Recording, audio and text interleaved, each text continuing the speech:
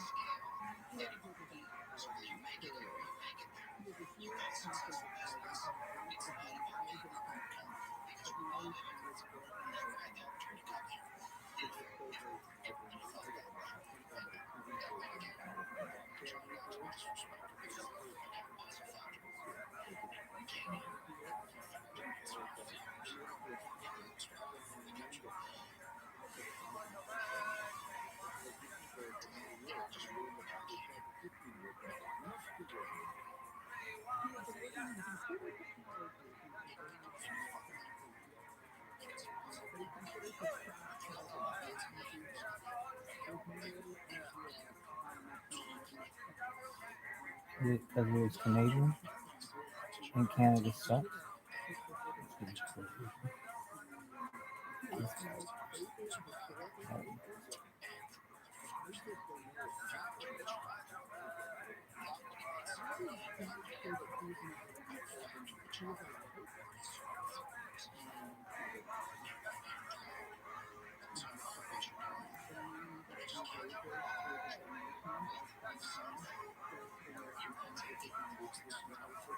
Canada sucks. Let's get that shit.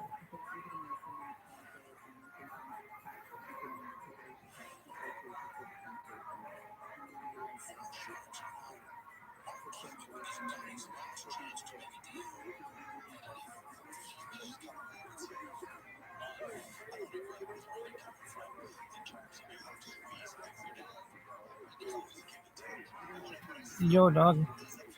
Do a thing. Yo, should like tell us a story, Rabbi? You guys started chat yet?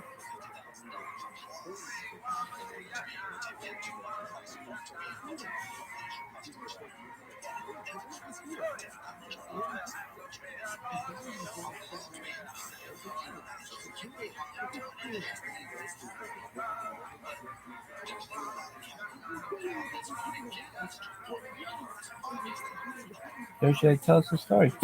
Like, all right, here's a story. There's a rabbi who was keeping watch like a fucking guard dog on the stairwell. He could tell you that his next door neighbor, like to knock out the power, his other next door neighbor, who we call the stairmaster. We got the Powerpuff Twins next door, and then we've got the stairmaster. Who's that? You've got the anti-Semitic Nazi cunt downstairs. We've got food inclusive and some other motherfuckers. They got some kind of cell going on downstairs. And we got Alex. Alex told me, oh, Michael, last night I'll be there and you can tell me anything or whatever. This motherfucker's in Las Vegas, fucker, or doing something, and he's got a shower downstairs that has been out of order for more than a week, which is like bullshit. It's like, this is a lesson for all people who rent to other people. You gotta take care of your shit. I mean, it should always be prioritized. In fact, these people are paying you. You should make sure it's nicer than your own shit. A lot of people don't take that seriously. Anyway, how about that? Yeah, I mean, with the internet and with the sink that was clogged for all the time, and the I mean, it's got its fun. The air conditioner doesn't work. The They knock the power out all the time. Anything else that's wrong? No, but I mean, those are like some simple things that they could fix and make it a much better living experience. And is that all you want? What you want to talk? You want to talk about the internet? He sucks. What happened yesterday, Rabbi? He's like, tell us what happened. I'm like, just watch the video. He'd be like, you're videoing your thighs? I'd be like, yeah, within Judaism, you can tell little white guys if you need to save face, and I'm just basically doing that. But I knew I could come up with a better excuse than videoing my thighs. But I wanted to get caught. I absolutely wanted him to catch me. I want him to know if he comes up here and uses this restroom, he's going to be on camera. Why? Why don't you want him up here? We lived in this house. I've lived in this house for more than 5 years now. I think the anti-Semitic neo-Nazi comes up there 2 years. Prior to that, we had either no one downstairs or another person downstairs. That person had to use the bathroom up here once or twice, and when they did, they apologized because of it. They were like, I'm sorry, but I really had to go. Somebody else was like, oh, no big deal at all. Muhammad, who lived next door before the Powerpuff Twins, he one time asked if he could use the restroom. I said, oh yeah, go for it, no big deal. Then this asshole, he wants an so he wouldn't really, honestly, the bathroom doesn't really bother me that much, except then he started writing notes. I guess that's a lesson to people is, I mean, that was the big thing. This guy moved his and started thinking he was the boss of this house. Literally, the ownership of the house, he doesn't listen to them. I've even said to Alex, who like manages the house, you're the boss here, right? And he says, yes, I'm the boss. Not that guy, right? Right. Yet that guy still thinks he's the boss. Like, what does he do? He's written me notes that I smell, multiple notes that I smell. Right. But nevertheless, that's not his role. Again, you go to the manager of the house and you say, I have an issue with one of the roommates. You don't take that on personally. He wrote me notes that my room smelled. It's not just that I smelled. There were like 2 of them that I smelled. And then maybe 2 of them that I smelled, or 2 of them that my room smelled, and 1 of them that I smelled. Now, here's the thing. He doesn't fucking live upstairs. If anybody was going to complain at the time, it would have been Manny who was next door, or Muhammad. If they're not complaining, then he shouldn't complain. The thing is, though, this guy, he likes to. I even see how he walked down the hall. He likes to do inspections. He give this motherfucker a smart inspect and let him go to town on the fucking university. But he will not. I'm gonna I'm gonna get a fucking no contact order against this motherfucker, and I think I'll get it. Truthfully, I have enough on camera that this guy has accosted me. So honestly, I didn't even know when he moved in, but I heard this huge yelling downstairs one day, and Muhammad was yelling with this guy, and Muhammad comes upstairs, and Muhammad says, "What's up with that new? Like, what's up with that new guy? What's his name?" I'm like, "Who? I don't know." Because we always have random ass people living here. I'm like, "I don't know. Who? What happened?" He's like, so I come to find out. So Muhammad would sometimes forget his key, and sometimes he'd call me. He'd call me, and I'd go let him in. Well, this motherfucker did not like people knocking on his window to let them in, and I understand that. So that was the first thing.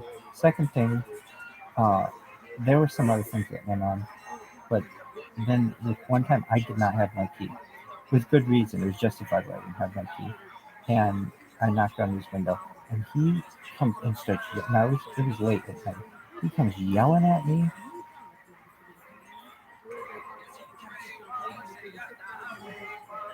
I have this. I have this thing. This guitar. What's it called? World's best guitar. What up, girl? Thanks, baby. I have one of these. I bought one of these. This is the. Is this the first thing from Shark Tank that you own? I have this. What's it called? Guitar Buddy, I think.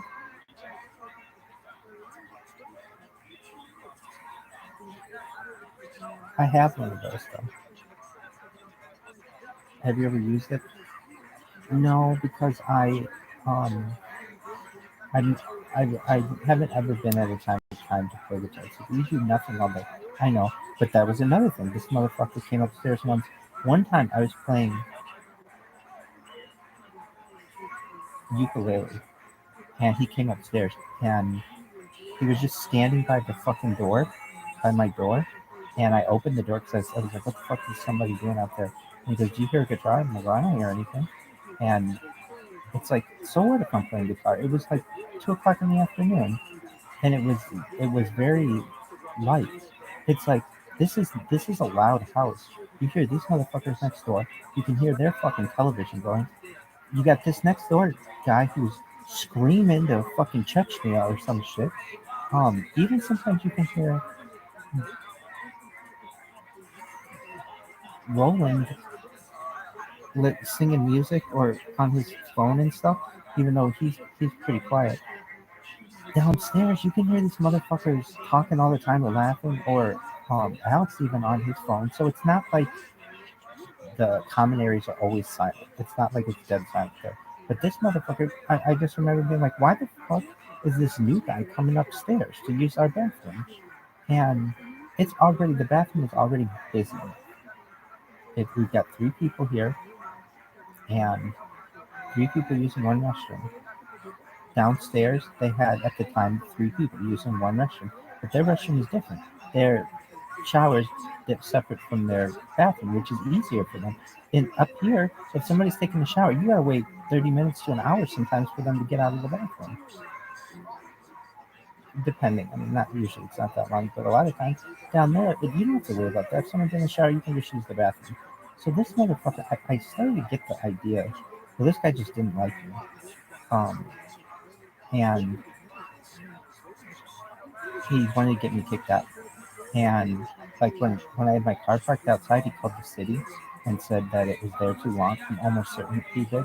So I had to move it, and I even got a ticket, a parking ticket. He called the city of Irvine to have them do, and he didn't tell anybody he did this, but I'm like 99% sure nobody else would do this, to have them do house inspection even. I remember we had, oh, why would he come upstairs? We used to have a laundry room right here that, so there was like reason for him to come upstairs then, and I never had an issue with that. But now there's no reason for him to come upstairs. Now, and even then we had a laundry room in the garage too, which is close to his home, and it just got to the point where it's like, why are you coming upstairs? I mean, it would be fine if he came upstairs. I really wouldn't give a shit that he came upstairs, but he complains about us. He's like, "Oh, you're too loud." Well, don't come upstairs, and you won't hear us. So he's written me notes that I smell, my room smells, that I'm too loud, and the way that he does this, I'm too loud. I used to be up all night and I would still on a lot of times, but I would turn on. I would boil water, just water, to make ramen, and the microwave downstairs is like, I don't know, it was sometimes hard for me to see what the numbers were, so I would just type whatever in there and hit start, and then just know mentally in my head, hey, I've got water downstairs. This one time, this motherfucker comes knocking on my door, and he's like, do you know that you have the microwave on for 45 minutes? I'm like, it's a Pyrex full of water. It's not hurting anything. And he didn't know that I was awake, and literally, I would always go down, and even if I fucking forgot, it's not. He's like, you're gonna start a fire. I go downstairs to get this Pyrex. He starts yelling at me. I start recording him. We've got that on recording, and we start getting into it. Alex has to get in the middle, and I've never had an issue with any other roommate. Now this motherfucker, I've had an issue with him. Muhammad had an issue with him. So then he said that the pizza that I was making was smell, and made it smell like the house was burning. Man, these motherfuckers would make such big meals, and it would be so hot up here. Number two, it would smell. I never said anything. That wasn't his role. If anything, he would complain to the manager of the house. I went to the manager of the house and I said, look, you want me to fucking know about my pizza? And then another thing that he did that pissed me off, he put a timer on the microwave so that I couldn't make things in the middle of the night, which threw off my sleep hours and all kinds of other stuff. This motherfucker loves to tie these like little knots with plastic, and he's weird. He's kind of OCD about things too. So then what would he do? He would come up to the bathroom, and it's hot up here, so we keep and also there's no fan in the shower, so we would keep the window open in the shower for it to air out, and he would close that he'd come up here and close it every single day, like a fucking cat. Anyway, so I would open it up, like, what the fuck? He'd also close the shower door, put the seat down, and close the door to the bathroom. Now normally under other, like if it was just his own house or my own house, I think I'd probably be fine with that. But these are public rooms. So number one, we think when he closes the door that somebody's in the bathroom.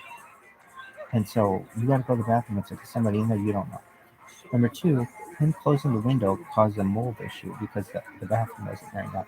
Number three, closing the window and the door did not allow for free flow of air.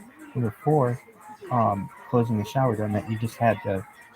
And here's the thing: he wasn't taking a shower. He would just come upstairs and move about and close the window, close the shower door, close the toilet seat. It's like, dude, we're a bunch of dudes up here. We don't give a shit about the toilet seat being down. Right? We just piss, and it's not even like the toilet seat works correctly, so it's not like a huge deal. Anyway, then we started going through my stuff in the bathroom and putting my soap and stuff in plastic bags. I don't understand why. He never said anything, but it was like, dude, mind your own fucking business. So then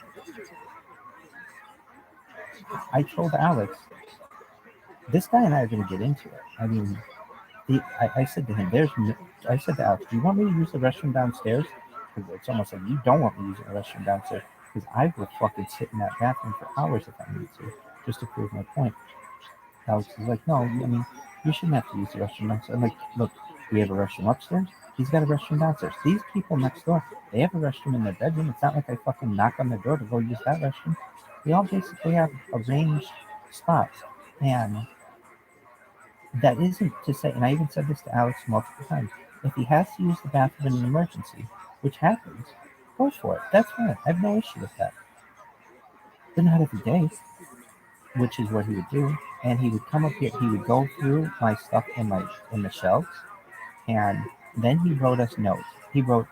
This was the thing that pissed me off. One of our other roommates, he wrote him a note and put it on the door saying that this person needed to take his shoes off when he came in the house, and do other people know?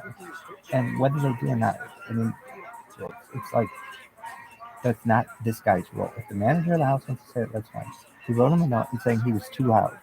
But what this fucking dumbass didn't know is it wasn't Roland who was loud, it was fucking man who was super loud. One time, this asshole knocked on my door and said, why are you making so much noise? I was literally just sitting in my bed. It was the guy next door who was making all the noise. So he would come to my door and knock on it and bother me. It's to the point now I have like PTSD basically from this fucking from knocking. Whenever I hear knocking for like complicated reasons, and people knocking at my door. Then this asshole writes a note and puts it on. I had boxes out here because we had just a ton of stuff that was delivered, and my roommate down the hallway had boxes in the hallway, and he writes notes, 3 different notes to take the boxes that the city of Irvine does not want boxes in the hallway. It's like, dude, you are not the fucking mayor. No one gives a shit with what you have to say, and don't. I mean, really, at a certain point, the house manager should say to this guy, look, you write these notes, you say anything to these motherfuckers again, and you're out. I don't care if you do some things around the house that, like, what does he do? I think he takes in the mail, takes out the garbage. That's about it. And um, he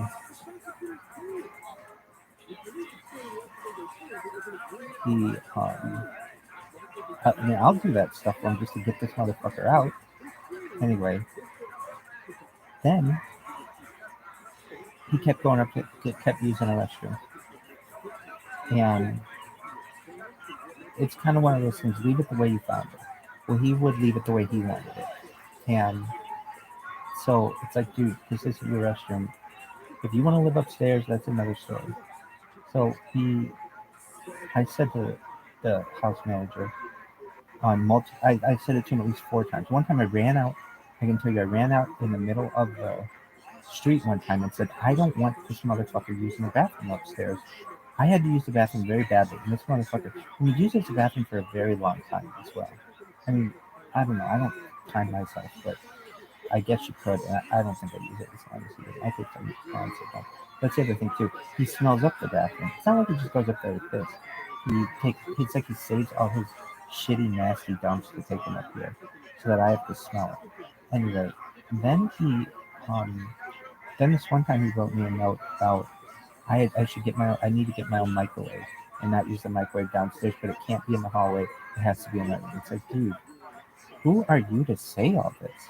I swear to God, I'm getting a no contact order against this motherfucker when I can. I mean, I've got a bunch of his notes, but I don't even have them all. I've given some of them to the house manager. So then I said to Alex, house manager, I've told you 4 times I don't want this guy upstairs. Have you talked to him? He said, yes, I talked to him. I said, all right, well, he keeps coming upstairs, and it's going to get physical with us one of these days. We don't like each other. It's very clear that we don't like each other. And then this guy used the bathroom again. I went outside. Every time he used the bathroom, I tell Alex. Then I started recording him in the, and I would just go through the crack of the door, and then I'd show Alex. I'm not recording him in the crack of the door of the bathroom. I crack my door where I'm allowed. I live in this fucking room. I'm allowed to record in here, and I think it's probably a good legal question. Can you record like going if you're in your room and you record outside the room? Is that allowed? I think it is. If it's a common area. If someone doesn't have a reasonable expectation of privacy, though, I think you should be able to. And someone walking in the hallway certainly doesn't have a reasonable expectation of privacy in a home with the other people there. And so it's not like I'm recording him in the bathroom. It's not like I'm recording him in his room. So I got him twice doing this. I said, Alex, here. And when he would do it, he would always do it when Alex was asleep. That was another thing, because he knows Alex. Notice has told him don't go upstairs. And I went to him with him on camera. I'm like, look, here's this motherfucker the first time. Here he is the second time. Alex was like, I'll talk to you. The most recent time, I write a note, and Alex approves it that said, do not go upstairs. Like, I was like, Alex, are you really talking to him? Does he understand me? Make sure under his door. Then he knows that Alex was out of town. So he comes up here to use the fucking bathroom, and I got him on camera, but this time I didn't really give a shit. I kept my door more open than I normally would. And he caught me off guard. There's no doubt. I mean, I didn't care that he saw the camera, but him opening my door, that's where we draw the line. That's where I'm going to say he needs a final warning on this. and that's all. I mean, that's an invasion of my privacy for him to open my door. And yeah, is that all you hate about him? Um, I think he's kind of OCD about them. Maybe I'm the OCD one, but I think we probably both are. He's very competitive, which I am too, but he's he's an asshole. I mean, he's mean and he butts his nose into stuff that isn't his business. And Alex, truthfully, should have told this guy a long time ago, do not mess with any of the other people living in this house. And I think he did, but Alex is a nice guy. But again, that's why I want an ultimatum, basically, um, or a final warning for this guy. And now I've got to bother Alex. And it's like, I don't probably have that much longer to live here because I'm going to get thrown out. I'm going to be here probably. But so long as I'm here, I shouldn't have to worry about this motherfucker. Does he come to your room for anything else?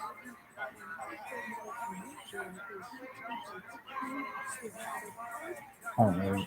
I mean, I got a bunch of notes from this motherfucker. How many notes have you gotten from any of the other people in the house? None. None of them have ever complained about me. Really? Um, Not really. I mean, and they have reason to. Roland particularly. Why? Um, I don't know. Like one time I fell asleep with the shower on or something like that. Or I fell asleep. Yeah, I think with the shower on, and he needed to get ready. I mean, there's no reason for them to complain. And well, definitely, all the people lived up here.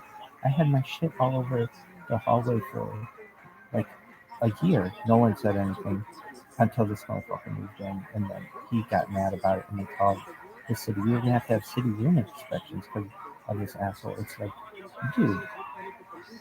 And Alex, I would just say, is kind of naive and doesn't realize the person, the the, the city doesn't normally randomly do home inspections unless somebody called and says something's up. And it's like this motherfucker downstairs. I just can't fucking stand it. On top of that, he's got my air conditioner because I gave my air conditioner to the guy who lived in that room before, and then it just stayed there. And then my air conditioner went out, but I didn't want to cause any more rift with this fucking atmosphere. So I sprayed my balls off all summer, and every time I see that fucking air conditioner, I just think that's my air conditioner. Anyways, that's the end of your story.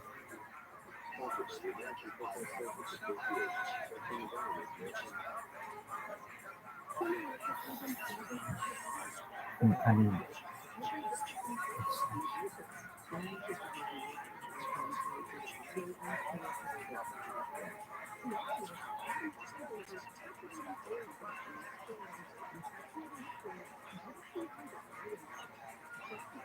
are you done?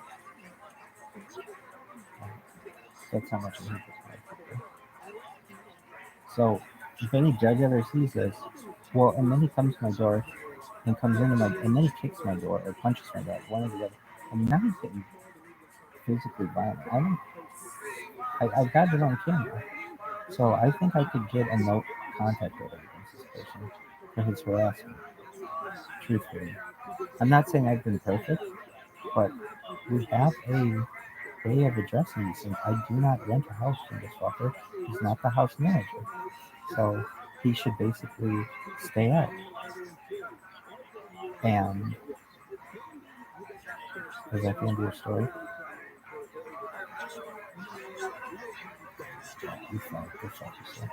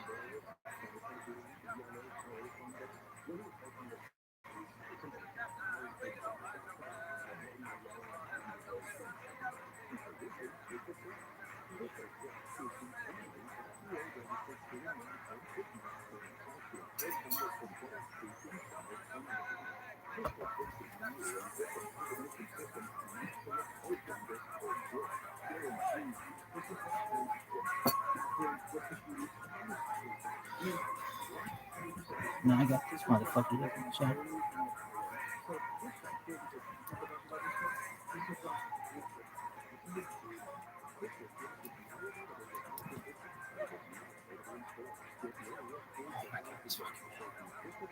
Why? I got the tie.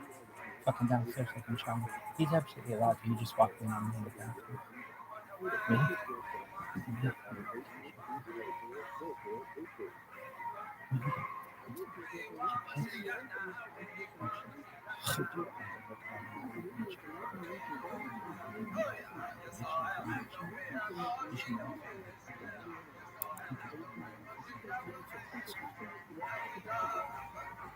Do you blame my cat for this shit? Fuck no. Go ahead, use a shower. You just don't be a douche.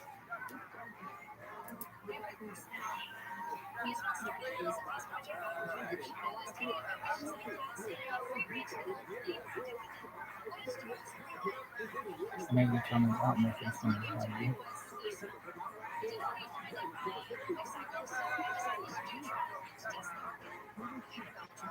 She has some tits babies.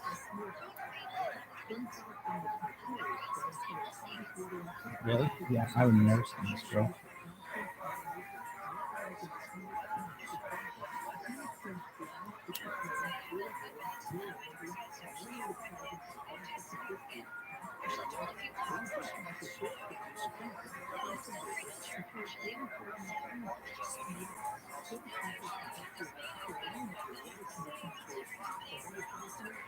I'm gonna nurse in this room like a baby.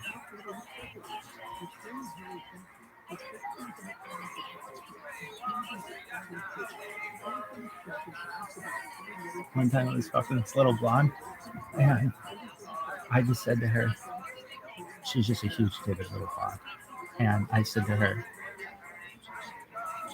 people must just stop their cars and stare at you when you're walking down the street. And she goes, yep.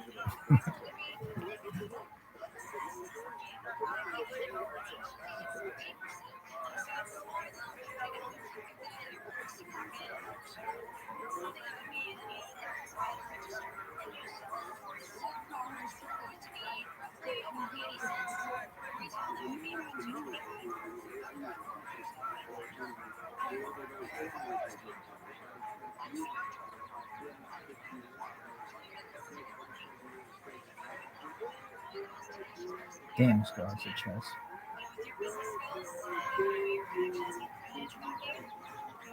She's really pretty.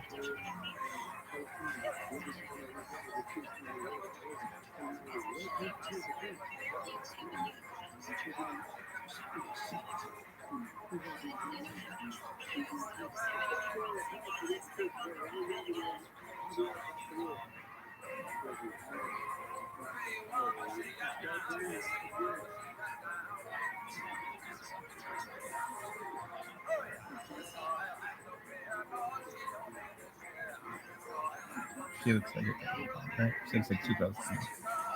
Really cool.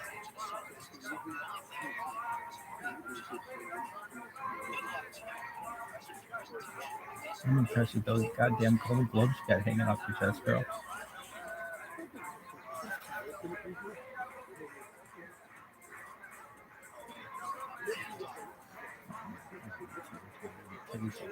On that card.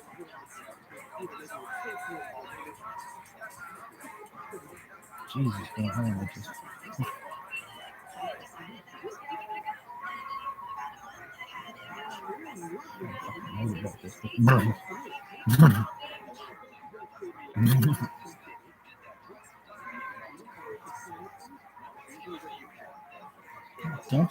Don't you see her chest? That's enough skill at this point.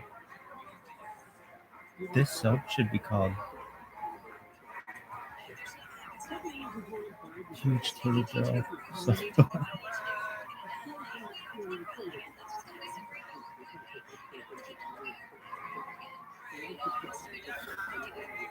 Soap on a rope would be big.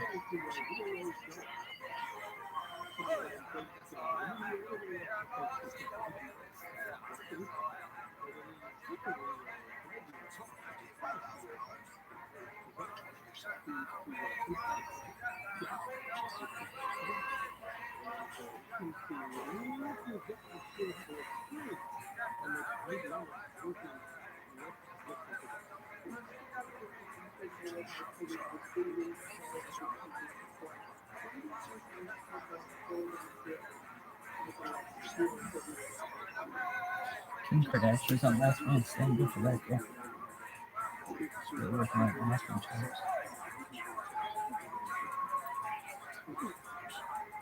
Oh, yeah.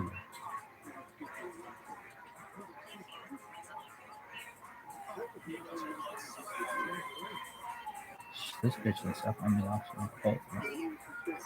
This bitch looks like this girl I know. Two of them. Really? Yeah.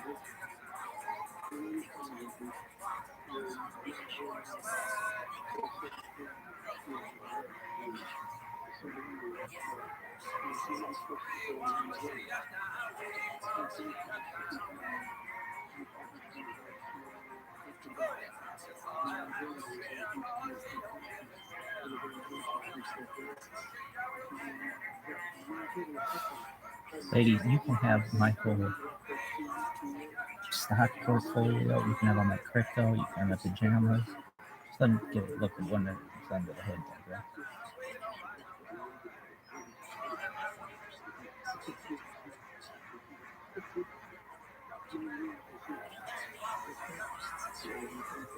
This girl's really cute.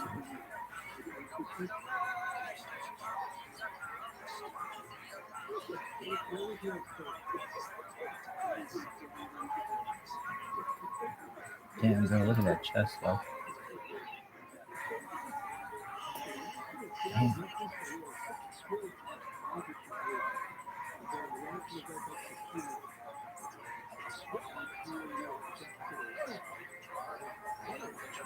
I smell that fucking, those kitty balls.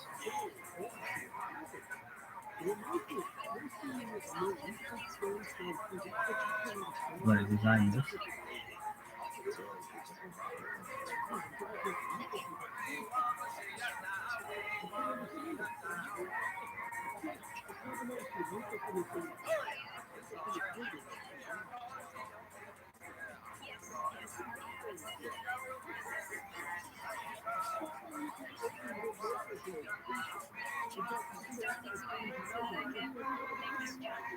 Damn, girl, you could be a chipmunk. Fucking crawls up my butthole and massage my prostate. Whatever you want to do, girl.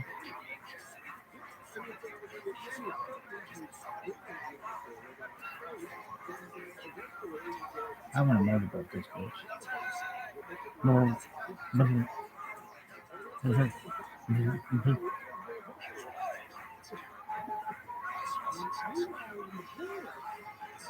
Somebody's right side, bro.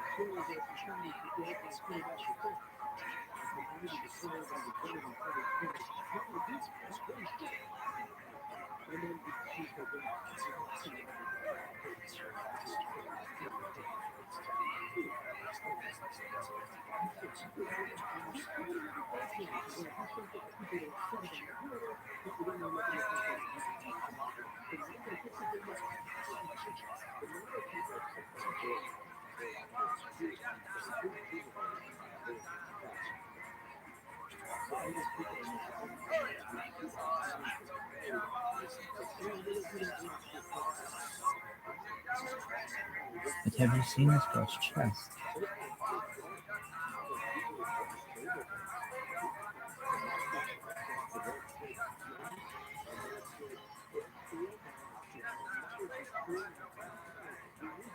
It's like I can draw.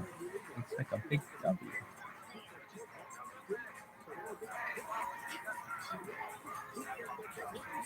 It's about them titties, bro.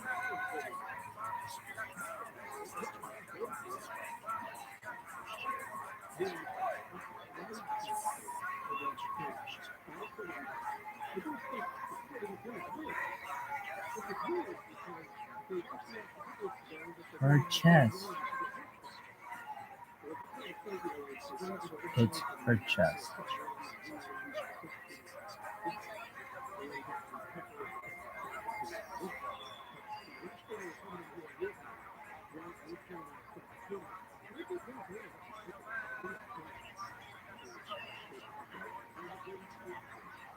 What about that chest?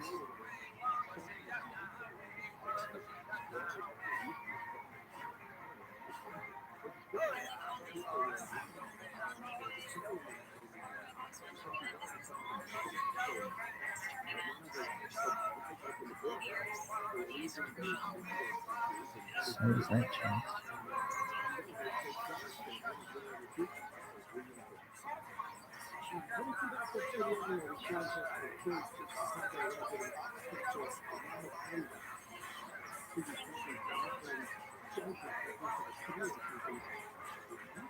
Damn, look at this chest. Holy shit. Look at this fucking caption.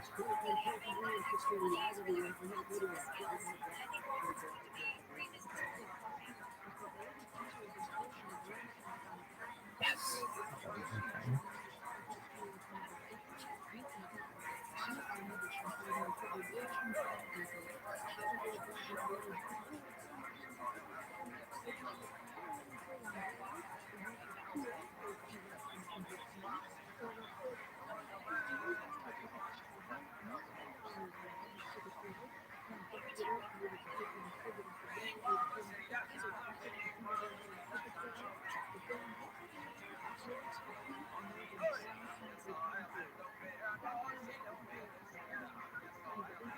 Sharks are back, bringing the best products and businesses America has to offer. And tonight, guest shark Revere joins the tank. It's Come to the Shark Tank seeking an investment. To start, grow, or save their businesses. I see Vegas doing this right now. If the Sharks hear a great idea, they're ready to invest using their own money. When was the last time you held a check for $500,000? Others sit up and fight each other for a piece of the action. This is a form of financial maneuver. But first, the entrepreneurs must convince a shark to invest the full amount they're asking for, or they'll walk away with nothing. Don't walk out if you're kicking yourself. It's safe. But I'm saying right now. Or swim. Every tear you cried and every prayer you prayed has brought me here. Or sharks. Why so many filthy rich investors? Kevin O'Leary is a venture capitalist who started a software business in his basement, which he eventually sold for $3.2 billion. Or Grenier, working at QVC, she holds 108 patents and has launched over 300 products, grossing $500 million in worldwide retail sales.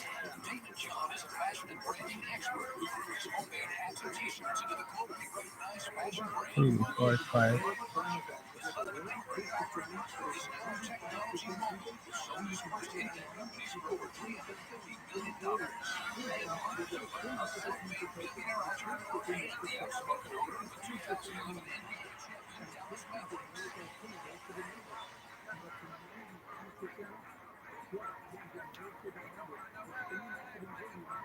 First into the Shark Tank is Ivory today. She has a new and improved version of a ubiquitous product.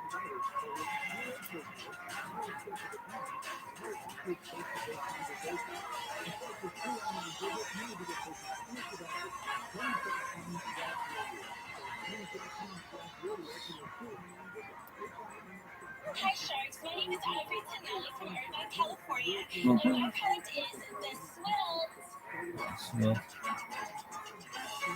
I'm here asking for $30,000 in exchange for 35% equity in my company. Now, you're probably asking yourself, what is a Swill? Well, let me tell you. The Swill is for soccer moms sitting on cold metal bleachers. Oh, that'd be a thing. Frequent flyers in airports. That'd be big. Riding in planes and That's a good idea. The Swill is also for sports enthusiasts who are cheering in the stands. No longer will you have to lug around sweatshirts and blankets. I've married the two, and now they're all in one. It's a good idea. On-the-go mode, it wears just like a normal sweatshirt. And head-to-toe mode, 2 snaps in the front, unhooks, and converts it into head-to-toe mode.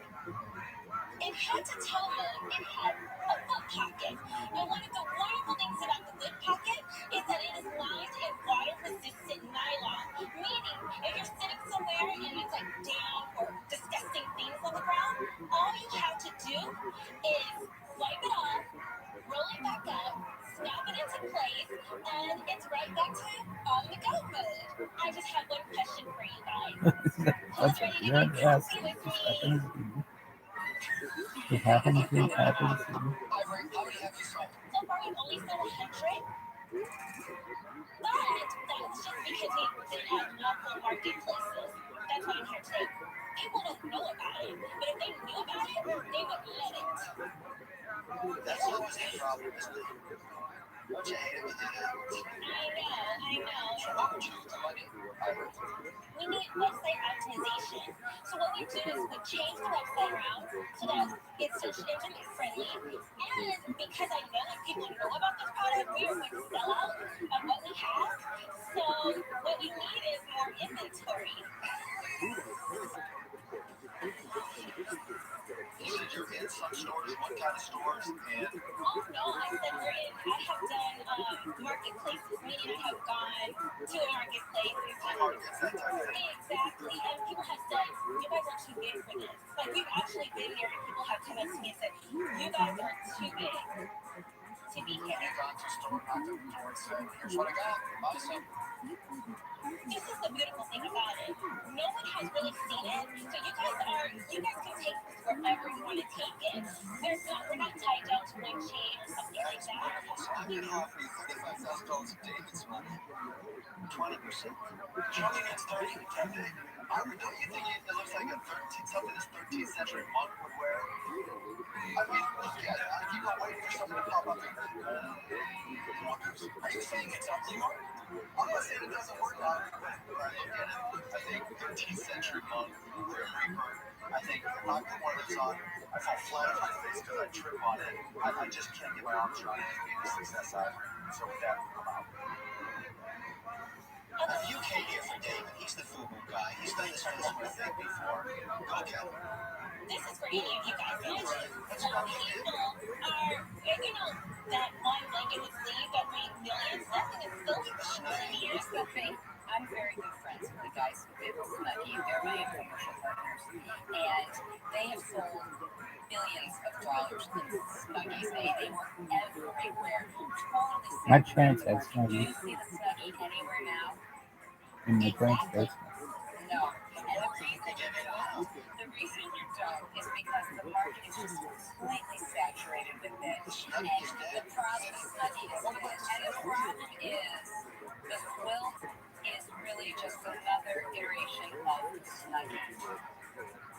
And for that reason, I'm out. And the bugs. Absolutely not. This is actually global.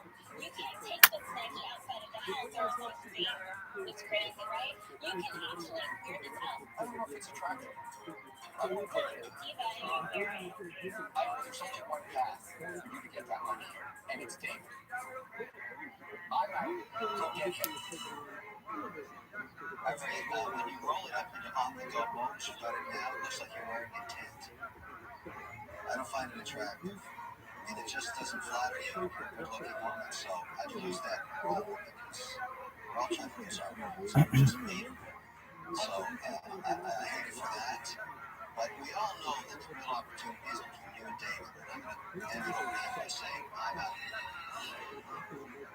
Good luck with David. He's the last shark kid, and I know he loves it. David, do the right thing.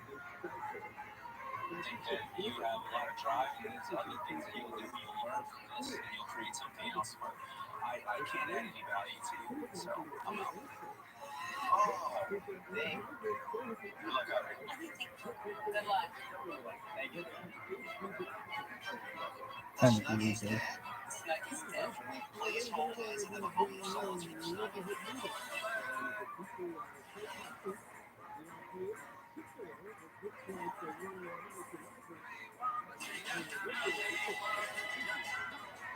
My name is Shelley Ealer. I live in Ladera Ranch, California, and my business is Mm-hmm.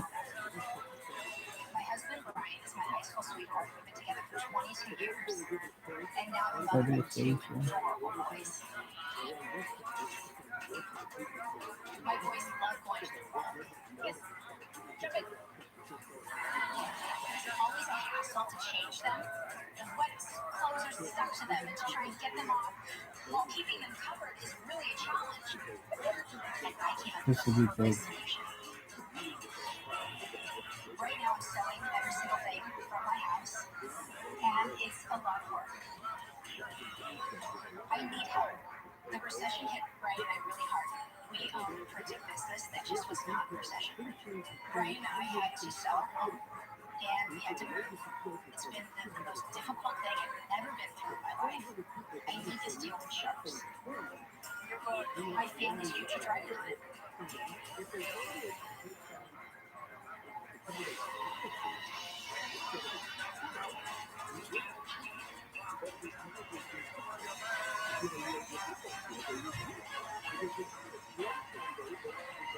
Hi, I'm Shelly. This is my son Max, and this is my son Clark, and we're here to present to you our show no towel. We're asking for $50,000 for a 25% stake in our business. I got this idea when I was at the pool with my sons. They wanted to change into their dry clothes. My oldest son asked me if I would make them a tailspin, which basically means Dad take your used to do towel that. and wrap it around them so they can change their clothes without anyone seeing. Well, while we're waiting for him to change his clothes, my little guy started getting a little impatient. And it was one of those kind of mom moments that you wish you had 4 arms so you could hold everybody's towel and make everybody happy. And it got me thinking, why not take a towel, put a slit in it, they can wear it like a poncho, and they can change without anyone seeing them. And then the name just shot out at me. It's a changing towel, it's a poncho, it's a show. We made you some custom Shark Tank shows. Awesome. But the boys are going to pass out. Thank you. Mr. Cuban's getting the Mavericks blue. David, you want purple because I noticed you wear purple a lot. And Uncle Kevin, you get green. Thank you. It's the color of your favorite thing. Where's the color of money? That's right. We invited sharks. See, guys. This idea is exploding, and I need your help. I'm not just here asking for money. Truly, I'm looking for a mentor. You know how to do it. You've taken simple ideas and made multi-million and billion-dollar companies. I've not one single doubt that working together we could do the same. Are you making these at home by yourself? Primarily, I have been making these at home. I've seen ponchos like this before. I have seen the towels with a round circle in them. The thing that I really like about the show though is that it lays completely flat and it closes up. So if you were to lay it on the sand or something like that, you would have a complete towel. Did you patent this? Yes. You know, I did not have a lot of money to start this up. And I just kept thinking, how am I going to do this? And then the most incredible thing happened. My husband and I were selling our house, and a new neighbor was moving into houses down. And we were having a going away party. So as they're over, we're talking, and she was complimenting my drapes. I made custom drapes in our house. And I said to her, so what did you do? And she said, patented it. And I went, oh my gosh, this is meant to be. This is another sign. This is right. And we traded patent work for drapes. You traded patent work for drapes. Okay.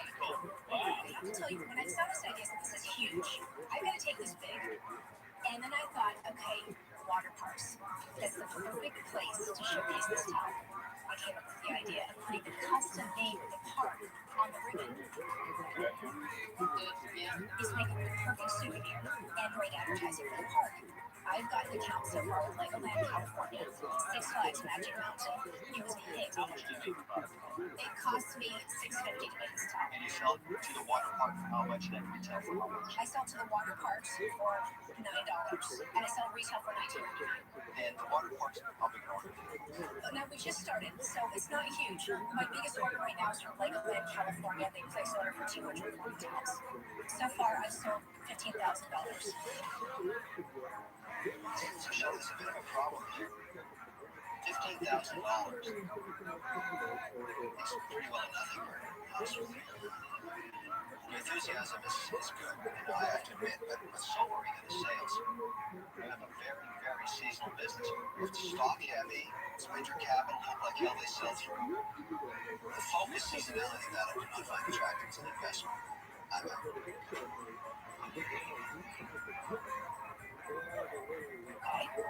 Okay. I want to also point out, when I first started, I thought it was seasonal as well, until I realized that it is the perfect bath towel for kids. Kids love using this towel every single day. In fact, There are over 1,000 waterparks in the United States. I figure if I can get at least 50 of them, and I know I can. If I can get at least 50 of them to sell 20 towels a day, that's doable. 20 a day. They're open 3 months a year, 90 days. That's 80,000 towels. It's almost $1 million in 3 months. You could sell $1 million worth of towels just to 50 waterparks. Think I can? Maybe. I love your passion. I mean, you're so motivated. But I've got to be honest with you. I'm not as excited about the product as I am about you. That's I fucked. don't see it selling. I'm out. Let me ask you the most difficult question. Yes. You have 2 beautiful children. Yes. And it's hard. The CEO of a major corporation wants you to come out and make a presentation for all their buyers, and the only day that they can see you is on that birthday. What happens? I will go and be part of that meeting now. Daddy, it is now 2 o'clock p.m. Thanks, baby. With unconditional love. Yo, dog. They are my life. They are my everything.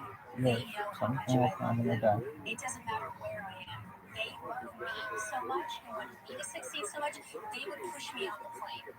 My husband is so supportive of me.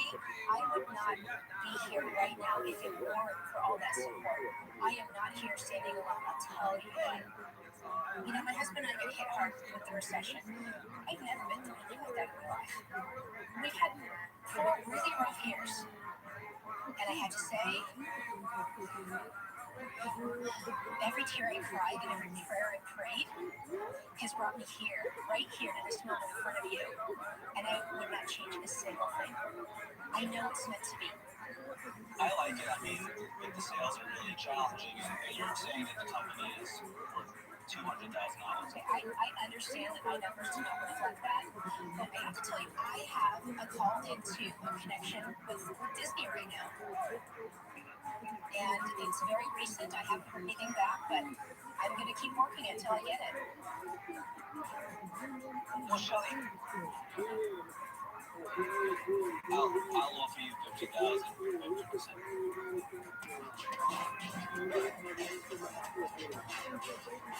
I'm going to tell you what I think. I think I see a ton of me in you. I love your drive. I love your passion. I relate to you. I've been at QVC for 14 years, and I know what it takes to. I started making everything by hand. I like you so much that actually what I'm going to do is I'm going to write you a check right now. Oh my God.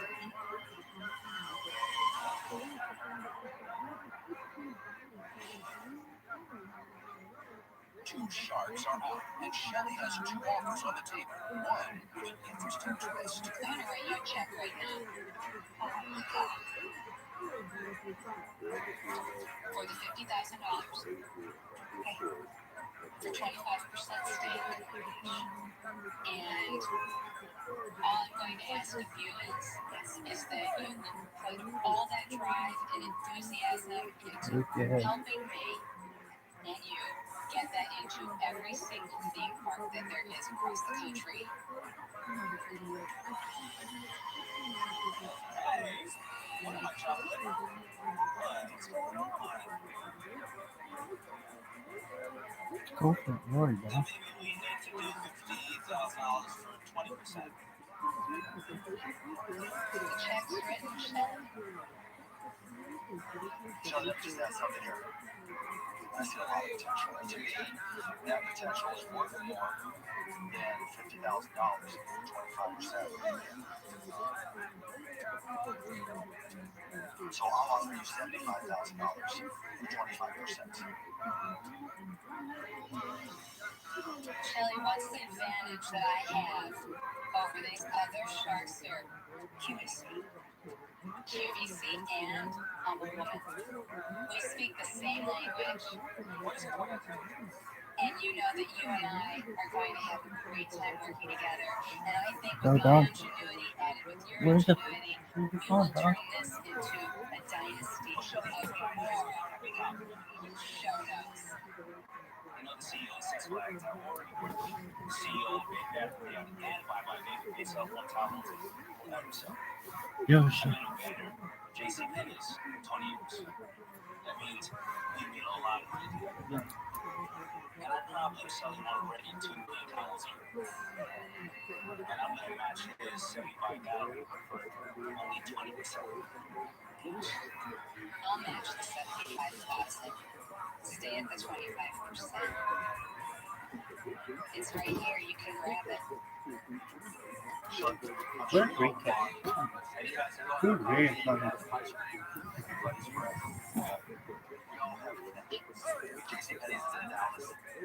CEO comes to Matt's games. I was involved in the takeover of Six Flags. Connections are the easy part. Oh, fuck you, Jenny. My husband's here. If it's okay, I really need to discuss it with him. Sure, absolutely. Step into the hall. Absolutely. Okay, thank you. She just gives you a quick blowjob. I just want to say something. Even when she's a I'm stuck. good boy. Everybody. Just seems so awful. I'm making towels already. Letting her try a story. Increasing the price beyond his wildest metrics. This price means nothing, so I just put it into my Amazon form of financial pornography. I've got kids watching the show and learning exactly. The hottest guy on the team. Wow, you better watch that. Who's the hottest Red Sox player, you think? Who's the hottest Red Sox player? I'm not fucking gay. I didn't say you were, just like, who's the hottest guy on the team? Wow, you better watch that. If you had to pick. If I had to pick, I'd fucking knock you out for saying that. No, just like, who's the hottest player? It's not like a gay thing. It's just like admiring other bands. I'm not attracted to guys, so. You don't have to be. It's just like you're admiring, like. Why don't you fucking suck some dick, dude? That's all I'm thinking right now. I'm not gay either. I'm just saying, like. So why are you saying who's the hottest guy then? It's like I'm just trying to figure out who you guys think are is the best looking guy on the team. No. Best looking guy on the Yankees. No. Best looking guy in the Sox. You. Hey, thanks, man.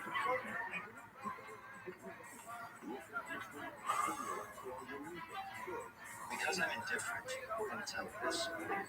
This is weird. I owned it. Stop ruling on me. He's only good for $75,000.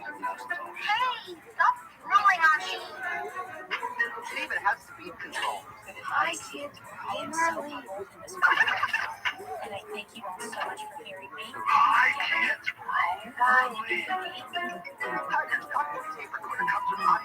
This was amazing.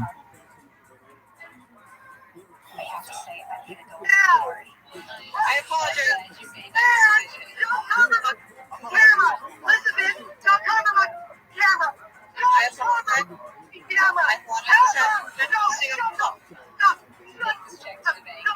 Camera, son. What do you want? Okay, there's no need for that name. You, bitch.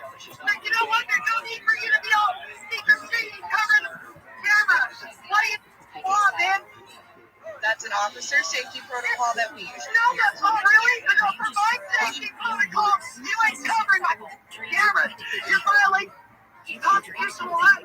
What do you want? I am here to talk to you. Are you home? You. Are you home? Get off my property. You got a warrant? Get off my property. I actually do have a warrant. Whoa, really? Get off my property. It's just a now. Bye. Bye. Get off my property. Are you home to come out and talk with me? Yeah, bitch, I'm inside hiding from you. That's what you knew you sometimes. Get the property, man. You know how many times you guys have accused me of hiding in the house from you? Get your hand on my camera. And get away from my camera.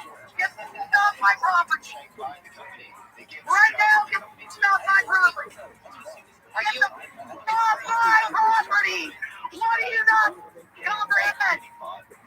Tell me the warrant. You got a warrant?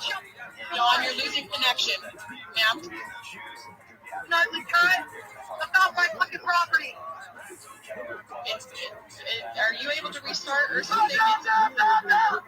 Get my property. Are you home right now? Bye, bitch. You take all your fucking friends with you. Bye, son. It's just a few of us Bye. Fuck you. I don't give a who's there. Nobody's welcome. Get the fuck out. You can stand on the curb and then you can show me your Hi, my warrant. name is Kelly Cheney. I'm from Pittsburgh, But until then, I suggest you get the owner and fuck founder of out. Puppy King. I'm seeking a Thank $50,000 you. investment for 25% equity in my Hands business. off my property. I Get used the to work for fuck out of here, all you and one of my God. clients made cake mix Howard for people. cunt. I don't need for that name. Some cake mix Fuck every you, box, man. I thought to myself, You wouldn't that be great if you Good for that lady. Hey, on, Ducky. nutrition and You a fuck vegetable out. cake? I apologize. Puppy Cake is similar to cake mix for people. You add Camera. cake, Listen, bitch. water, Don't and cover my cinnamon bacon. camera. Each Don't bite comes cover with my sugar frosting, camera. I apologize. I'm No, posting no, a no. on top of the pulled cake or cupcakes. One box of puppy cake makes 6 cupcakes or 1 4-pound cake. This is Minnie. She's a 7-year-old Angela, and she loves puppy cake. Minnie, would you like a puppy cake? That is a wheat-free peanut butter puppy cake that's topped with our yogurt frosting. Puppy cake is literally the best thing that will ever eat. Why can't you just make a regular cake? A regular cake is not going to be good for dogs. Dogs have unique digestive systems, and we've chosen ingredients that will be safe for dogs. Do you make sales of puppy cake? Yes, I've been doing Minnie, come on, honey. It's a link. I've been doing this for about 4 years, and I've had over $80,000 in sales over the 4 years. What about last year? Last year, $23,000 in sales. Is this through the internet or do you sell to stores? I do sell to stores and about 150 retailers, and I am international. I believe that this is a very viable product, and one reason why I believe that is I have done almost no advertising in 2011 and gotten some really fantastic publicity. Gotten featured in Modern Dog Magazine, The Bark Magazine, Pet Road News International, like and stuff. Those are dog magazines. Dogs reading. People Kelly, do people buy it to make the cake or is it all the two? they buy it to make the cake. Isn't there a stretch of the inconvenience of having to make a cake for your dog? My mother-in-law makes cookies for her dog. She does. But most of the time you say, honey, let's not make dinner for the kids, let's make a cake for the dog. Actually, Nestle Created did a groundbreaking study, but one of the facts that they found was that 43% of dog owners celebrate their dog's birthday. Here, that's one suggestion. That could be one choice. That's one way to celebrate your See the dog. problem with that? Every year you get to sell one package to one person. That sucks. Well, imagine this. Okay, there's 70 million households in the United States alone that own at least one dog. So if we're getting a potential, Every year they buy one package. well, if we only get 1.5% of all households own dog owners, that's a million boxes. Kelly, you've been at this for 4 years. Why is it you think Billy Cronin to be able to do $23,000 in business? The thing that I lack the most is capital and connections. I've never attended a trade show because I don't have the capital for it. I can't get in front of distributors unless I go to trade shows, and that's why I'm here. I'm seeking an investment in order to be able to take my company to the next level. I have called distributors, and I don't get a return phone call. Have you tried to go to dog pet stores and places like that? Have you tried to cold call, walk in, and just say, would you be interested in my puppy cake? A couple times I have. Sales is not really my strong suit, and I noticed. Kelly, I love my dog. But I don't see the market. It's a novelty. I love it. Kelly, you're saying that a regular cake is good for dogs. How many dogs die from a piece of cake? would you give your child something that you knew was not good for them? And The that dogs would are that dumb. They know what they should eat. I don't think there's anything that would actually support that. A dog will eat at least Well, I know something for that sure you can get a new dog anytime you want. That's for sure. I can understand how you may not personally empathize with this product, No, I don't actually. You're correct. But if I thought I could make money, I'd be all over it. but this is a category that I've developed and it's growing. We're only getting 22,000 in sales. I know you're definitely stuck on the idea that this is only happens once a year, but I can assure you many of my customers buy several times a year. Oh, Kelly, no. This is so wrong. Thank goodness we met. I forbid you to go on. I wholeheartedly disagree. Oh, I believe I could sell millions of boxes of these each year if I can get a national distribution. Minnie is speaking to me. I can speak God. I'm listening. And she's saying, please make her stop. Damn. I held the door for you. Stop this madness. I'm out.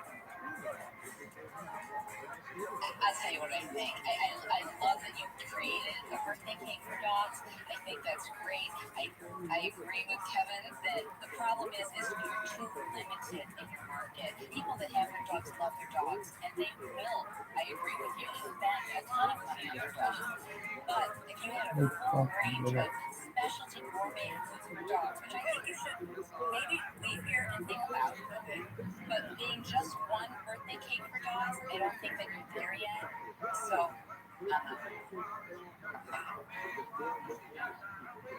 Kelly, Kevin likes to hear himself talk. Unless you can sell it on QVC, or it just shuts everything down and it doesn't matter to its editors. So that's right, encourage you to go to hell. The only place that's hell listening to your nonsense. What you have is, I think, a good product. But you have 40 years, and you didn't feel like your back was against the wall enough to break through your personal barriers. You know, you told us that you weren't really a salesperson. To me, that tells me that you aren't committed enough to the product to try anything. I can't see writing a check for somebody who finds the excuse rather than finds the opportunity. So for that reason, If I drop out, you're not leaving train mini now. Just for the market. no, just very late. I had 2 puppies. Where I came from, dogs have a pretty rough day usually out of the yard. And their birthdays just take a little garbage can for them. So, I'm sorry. Well, I really appreciate your time and your advice. Thank you. Good luck. Today, I think the shark saw my weakness. That's where I allow excuses to get in the way of making my product successful.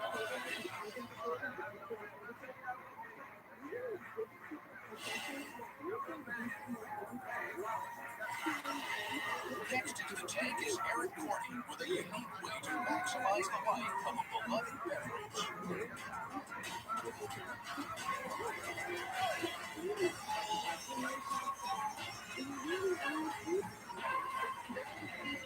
My name's Eric Cordy. My company is the Wine Balloon. I'm seeking a $40,000 investment for a 30% share of my business. How many times have you said to yourself, I'd love to have a glass of wine today, but I'm not going to open that entire bottle just for 1 or 2 glasses because I know it's going to go bad by the time I'll have a chance to get back to it. My wife and I love red wine, but it seems like we poured more red wine down our kitchen sink as we had to drink in the house. The reason all that wine goes bad is because those primary wine preservation devices out there just aren't very effective. You can pump the hell out of those rubber stop protect devices trying to create a vacuum, but you can still see half to 3/4 of a bottle of air still in contact with your wine, and the consumer doesn't even know for sure if it's working. I decided there must be a better way, so I created the wine balloon, and here's how it works. You lower the balloon into the bottle until it's just at the top surface of the wine. You squeeze the gray cluster to inflate the balloon. As soon as it touches the side of the bottle, it's completely sealed. We say give it 2 or 3 extra squeezes. Now that seal is so tight, you can turn this bottle upside down. That is really cool. That small bubble of air in the bottom is the only air now that's in contact with your wine while it sits at your counter like this, in your refrigerator, or in your wine cellar. When you're ready for another glass, you just squeeze the valve here on top of the gray cluster. The balloon completely deflates. You just take it out, rinse it off, pour yourself another glass. It's fantastic. It's the wine balloon, the wine preserver, the only wine preservation device you can absolutely see and know that it's working. And I need your help to get it to everyone who drinks wine. Is this patented? It's patent pending right now, yes it is. Absolutely. When did you file? How long ago? I just filed recently, about 2 months ago. It was provisional announcement on it. What is the product that makes the bladder? It is a medical grade latex material. Does it have any effect on the taste of the wine? It does not. It gives off no taste into the wine. We've had it tested in laboratory to confirm that there's no transfer of any flavors. How long do you think it preserves? This is taken for it's just very sensitive to oxidization. and you can test to see how long it will stay fresh. There's another system that's very popular. It's a shot of nitrogen gas, and you seal it. Actually, that balloon, if you compress an inch and a half or so to the side of the bottle, it'll last about 3 to 4 days. But the beauty is you can squeeze it again if you're not going to get back to it. For most people with common sense that just want to visually see and know that it's working, the primary things out there right now, nobody can really tell. You might say that gas is a good preservative, but I can't ever see it or tell that it's that. Same with those pumps. I can't really see that there's a vacuum. What is your background? My background is construction management. I drink a lot of wine every day. So how did you come up with this? Well, I have a lot of ideas. I write them down in a little spiral bound book that I keep with me all the time that I travel with. And how much have you invested? I've invested up to $65,000 of my own money. We just did a soft release about 6 months ago. We just put it up on our website with no real advertising or marketing. So over 700 units to some retailers. So units at what price to retail? At $22 retail price. How much does it cost you to make this? Costs me $6.50 right now. If you made $100,000, the price could be $2.50 to make it. You're not a huge volume, and there's hundreds of thousands of the ones that plunge air on the show. So here's a new idea. We take it to that company and say, here's a better mousetrap that replaces your air plunging system, which doesn't work. Whenever it doesn't. I'll make you an offer. I'll give you $40,000 under one set of circumstances. I have no interest in going to manufacturing business or distribution business with you. I do believe it's a better mousetrap to the #1 selling wine preservation device. I'll go with you to that company, all right, and negotiate with you a royalty deal. And I'll only get 30% of what we make together. Now, I'll give you a different offer. Because I don't agree with Kevin. I don't believe that you should be licensing this and going to a company because you're going to just make a little teeny cut. I believe in going direct. Doesn't matter. The lion's share is going direct to the consumer because that's where you're going to make your highest margin. This is your baby. That's where you're going to make your money. So, my offer, I'm curious. Would you be interested if I bought you out? Eventually. What if I gave you $500,000? Here, I own the company. You go, Lord. Potentially. Eric, when was the last time you held a check for $500,000? I have never known check. What would that do to your life? That'd be fantastic. So here's a chance with just one word. Right. Yes. How could you say no? So now you can say no. You can think about 2 years from now when everybody is using this device the same way they're using the air plunge. And you still want to have a $500,000 check and you have no more upside to what Eric can afford. What if we work together? We increase the offer that you say, so you accept your offer. And you say, look, I'll take 3%. I'm going to change the offer here with Eric. We call it the undertaker because he is where business is going to die. So not true. What Lord and I have just decided is we'll go on this together. And we're going to give you a $600,000 check. Not $500,000, $600,000 check future. He gets $600,000 in the future. He gets $600,000 to invest in any other great idea that he has. He has an opportunity to walk into an opportunity to your wife and say, honey, guess what? I'm successful. I did everything I dreamed of. Look at this, $600,000 check. I'll guarantee. In order for you to be able to walk up to your wife and hand her that $600,000 check and have your dreams and her dreams come true, you have to say yes right now. That's a good show.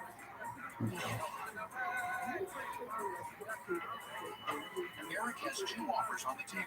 Kevin O'Leary has offered $40,000 for a 30% stake, while Mark and Rory have offered $600,000 for 100% of his company, but with one condition. You have to say yes right now. And you know what, Eric? Right now I'm talking to a thief who steals the future. And you're talking to somebody who can get this on TV.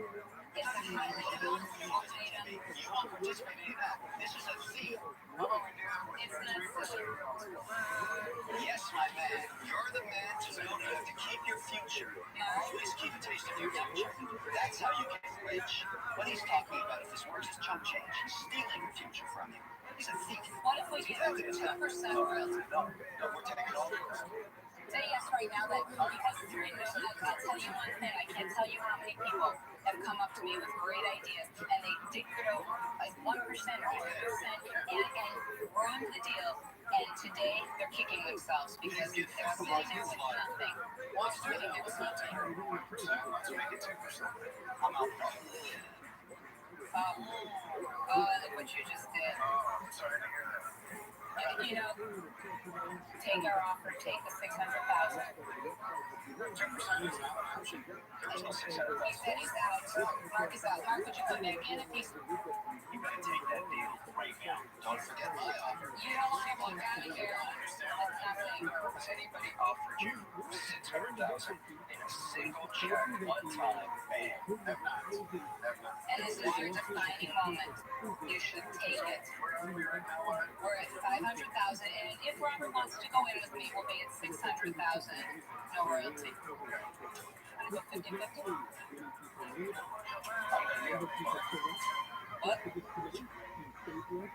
Now you're at 500K. If you want to go 400K, Are you back in if I go? Okay, now you're back in. Margins are Can't go down to 400. We did because Mark decided that we should. He's aggravated. Mark, are you in at 400 in Florida? Yes. Do you hard split at 500? I see you making stupid decisions right now. And I don't want to I'm out. Two sharks are out. Kevin's offer of $40,000 for a 30% stake in the games, while Mark and Maury's offer has shrunk by $200,000 in just minutes due to Eric's hesitation. So where we are, Lori and I together, we'll buy your company. No debt, unencumbered, we own it, you have a check for $400,000.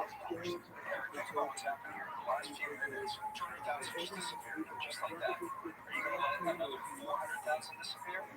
Take it, say yes. Can we go back to 5? I'll say yes at 5. Say yes at 4. Don't walk out if you're kicking yourself. I made you an offer. What are you going to do? All right. Yes at 4. Done.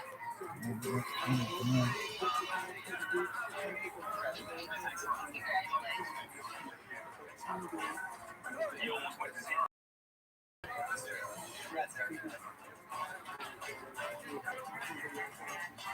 I congratulate you on stealing his future. That's what you did. We didn't steal his future. We made his future. His future could have been 0. I would never think the kids are going to college. That's right. That is the beauty of the tank. I'm a little disappointed that we didn't get it for 600,000. We'll take it for 400,000, but now it shows they got a little more than they wanted. I'll take that 400,000 and make something happen. Next time on Shark Tank, here, the queen of QVC joins the Sharks. I can tell instantly if it's a hero or 0. Because of the 5 million. You're a millionaire. I guess you can say that. This is your goal. What are you going to do? I'm going to go closer. No. How do you not see that's a bad idea? I don't want to do business with you. Kevin's got to be you. It's not your business. Shark, like shark. I'll do the deal with Mark. I'm sure it's your Explosive. What you do starts now on ABC. So the Santa submitted a Max account. I forgot. He did a couple other things. He wrote me a note saying that I can't sing in my room. And he would make a blog. Oh, that's right. He would say that the people next door complain about me being smelly, so it's like his responsibility to somehow speak on behalf of the house to tell me I'm smelly or that my room smells. He wrote a note in the bathroom saying that when I took a shit, that sometimes it didn't always flush. Well, guess what?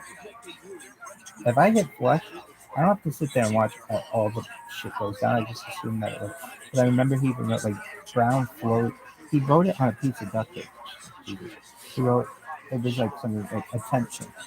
Please make sure that all of the brown floaties are flushed from the toilet when you were done. What the fuck? And we was up there for a couple of days, and I'm like, fucking with this stuff. Anyway, then what else did he do? He wrote me a note saying I can't sing, which is one of the reasons why I don't necessarily sing anymore as much as I did. And then he said I had to close my door. He said I had to close my door. Why? And I even went to the house manager and I said, it's so hot in this house. And he said, I know it is. That I didn't have to close my door.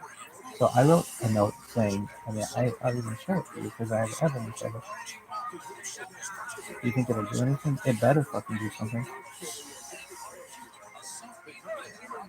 It's this guy's final warning.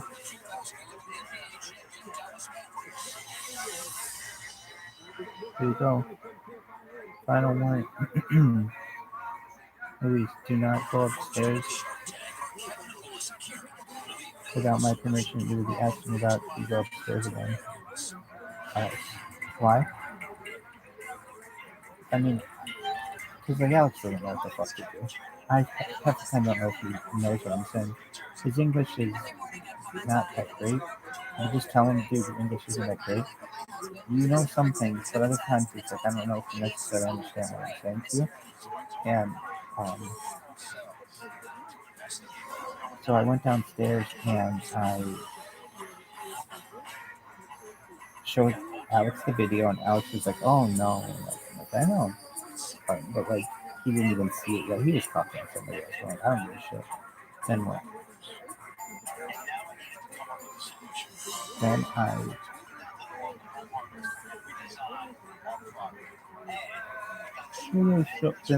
I showed him the note that says that, and then I slipped it under fucking douchebag's door. Then I came upstairs and washed out my piss pirates. So I really want to drink some Alfredo tonight. Alfredo ramen. Anyway, is it ramen Alfredo or Alfredo ramen? Whatever. I don't know. Is it Ruffles salsa or salsa Ruffles? Salsa Ruffles.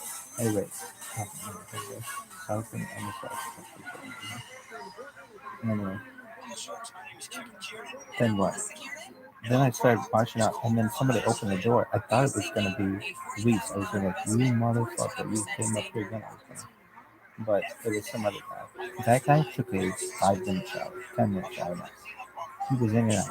He took a shower faster than that anti-Semitic neo-Nazi cunt. Shit. It was amazing. Under what conditions would you be okay with the anti-Semitic neo-Nazi cunt going to the bathroom? Here's what this asshole did. He took a screw and put it in the window because he knew I would always try to open the window, so I couldn't open it anymore. So I showed the person that manages the house, I showed him, look, this motherfucker even put a screw in the window. I mean, this isn't his house. He can't just randomly put screws in his fucking...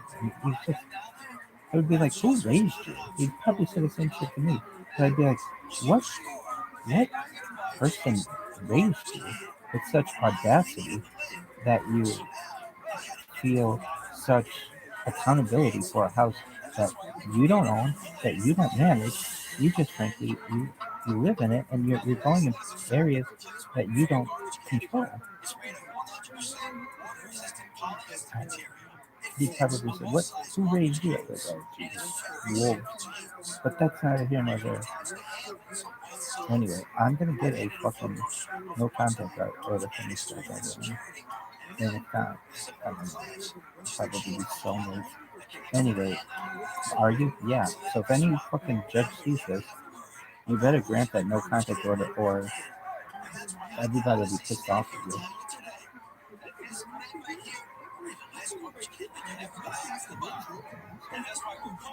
But I'm glad that they let me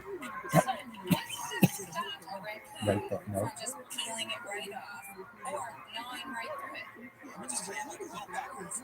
Are you done?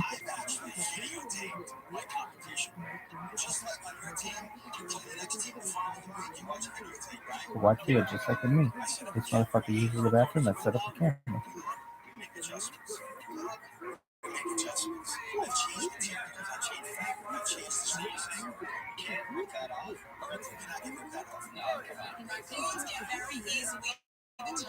They try to get it, they can't get it off in a couple seconds. They move on to the neighbors.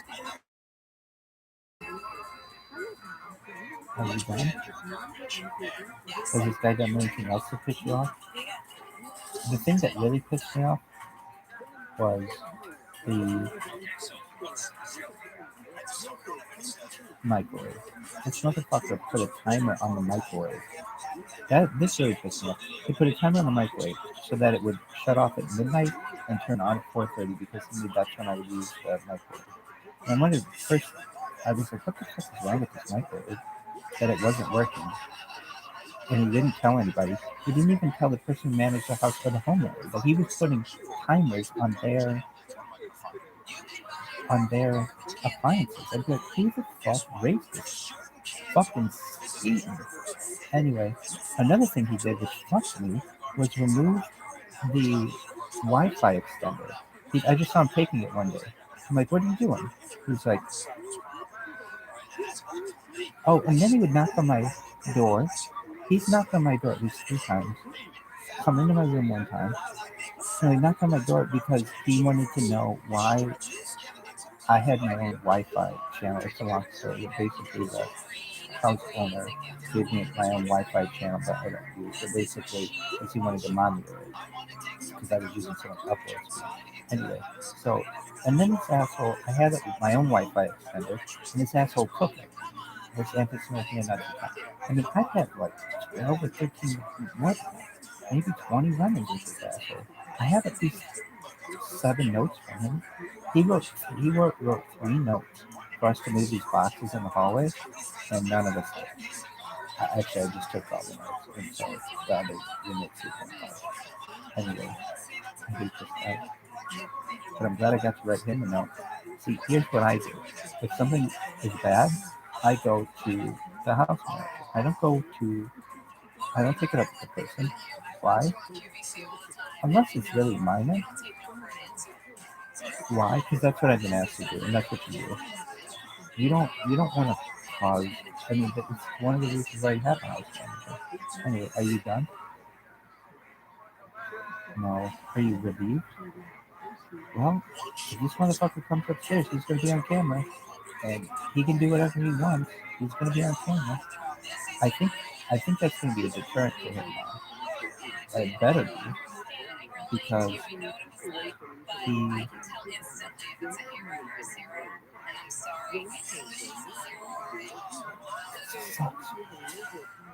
You done? Well, here's the thing. If he had to come upstairs to use the shower, I really wouldn't mind that much. But he comes up just to use the bathroom. And so you have your own bathroom. Now I have to piss in a piss Pyrex or in my fucking urine bottle or have to shit somewhere because and here's the other thing. He goes through our stuff, which obviously is invasive. We don't want him to do. And it's one thing to go through some stuff, it's another thing to manipulate it. I mean, both are invasive, but to manipulate it, Jesus Christ. So anyway, what did you think about the guy who lived there before? Way better. Way better. Now that guy got into a fight with Muhammad once. I forget why. And that guy used to knock on my door. But I didn't really mind it as much. But the other guy just wanted to talk to somebody about it. But he got into it with Muhammad once to the point where they almost got in a fist fight. And we had to hold them back. And Alex had to get in the middle.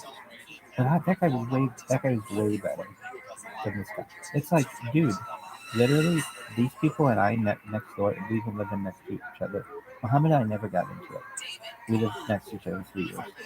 Manny would tell me to keep it down sometimes, even though he was deaf, which definitely or something, which I understand. Sometimes I'd be too loud, or like my alarm would be going off, but not once did I hear.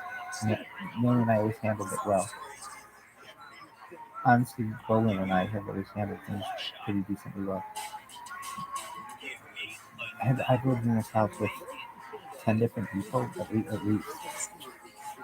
One lady complained about me smelling, but I understand it because I do smell. But aside from that, I've never had any issues with any other people. except this one person, and I've had 20 incidents with him. I mean, at a certain point, those kids and stuff. Oh, but if he had to come upstairs and use the bathroom, or if he had to come upstairs and use the shower, I understand that. Alex, I don't know why you haven't hired a handyman. If you have money for Vegas, you have money for a handyman to have him fix the shower. And he'll leave that and it'll just now not get fixed until someone like majorly complains about it. But we just had a guy come upstairs into the bathroom. He walked in on me in the bathroom and I didn't mind. I'm just like, okay, just a moment. And I just had to clean out my fish fire. Okay. Do you hope he dies?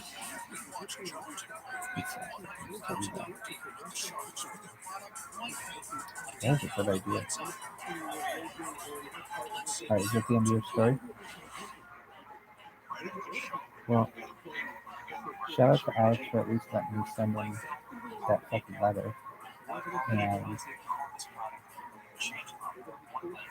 oh my god, that's a good idea. Today is such a big day. Top 8 cows on the shelf at Best Buy. Best Buy doesn't get bigger than that. You're over secure all Major League sports licenses, NFL, NBA, Major League Baseball, NHL, and like that, but we have 250 different colleges. All right. What's the next 2 quarters are probably at least 5 to 6 million sales. Is that the end of your story? This is the This is what Shark Tank is about. And if you can keep it, I can't stand San Francisco. Are you young? This guy sucks. What else did this guy do that you didn't know? He would go through shelves of them. Yeah. And it's just like, dude, at the end of the day, you live downstairs. You don't live upstairs. There's no reason for you to come upstairs. He came upstairs again last night to drop off his blanket because he takes in the mail sometimes. Here's the thing. He never gives me my mail. Alex always drops off my mail. This guy never comes upstairs to deliver mail except he did last night to drop off his package.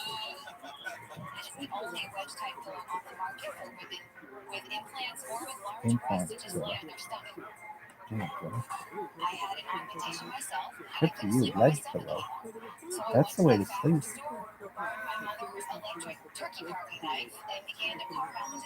You gotta get in this leg pillow.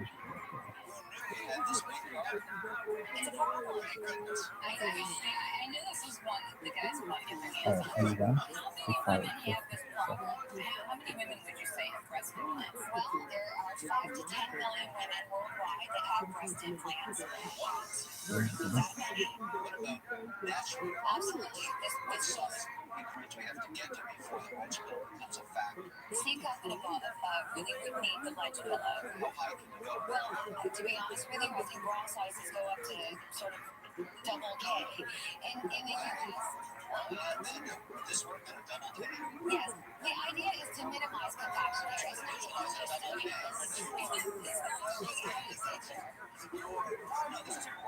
Have you sold any of these?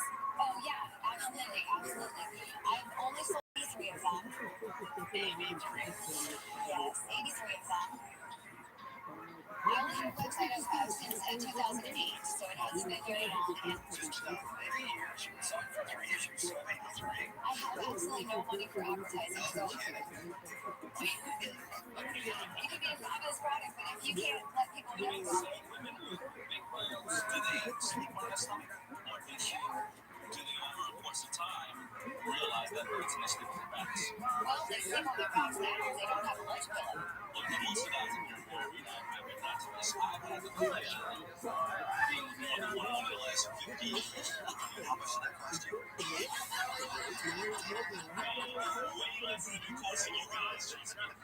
Usually they sleep on their back on their side. That's because they don't have a ledge pillow. Can you imagine they just put a regular small pillow underneath them? Because it doesn't stay in place and it doesn't have the appropriate foam to keep sort of the uplift. So you had the back already. crates, yes. Which is great. So you've got an asset there.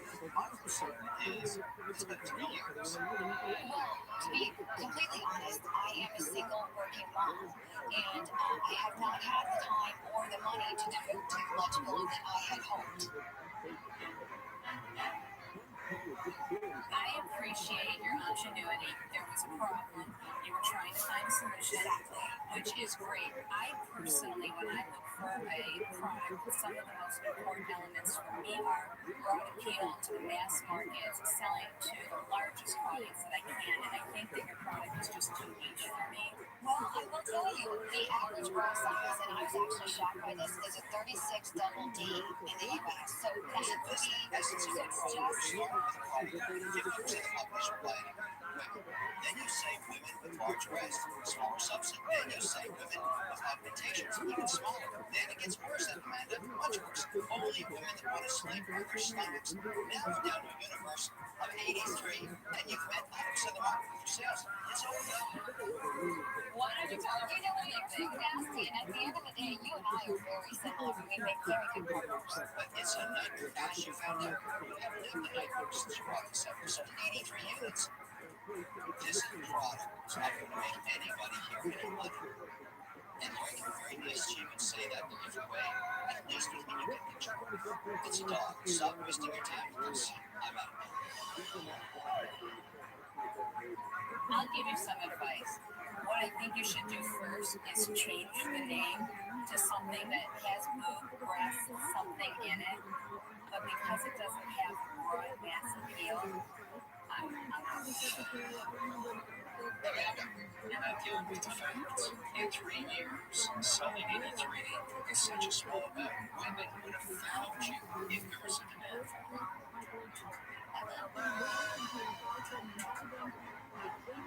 You guys are my last hope. I don't know how to walk into this area, and you don't either. Unfortunately, It's not my reason I'm standing here. I respect that. I can't add any value to you, so I'm out.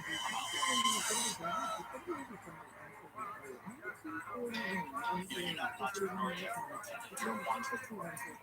You want this to be a company, but you don't want it bad enough. That's the problem. I'm willing to do all the labor.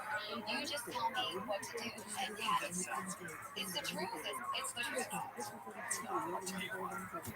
You're not going to be able to just write you a check for $30,000. I can trust that you're going to go out and just bust your butt. You have to do what you have to do to be successful. I don't see you doing that. Well, thank you for your time. Everything's a learning experience, so I will respectfully take your comments. So I do appreciate it. You can stay. Another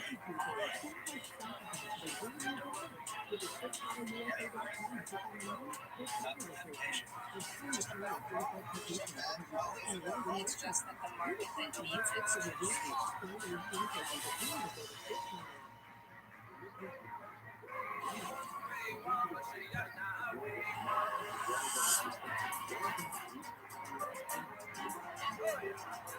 I'm Steve Nash. I'm Shane Talbot from Chicago, Illinois.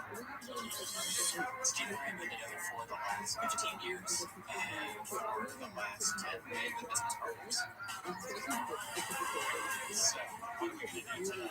I'm a haircolorist, and my experience in that world has really taught me to pamper people.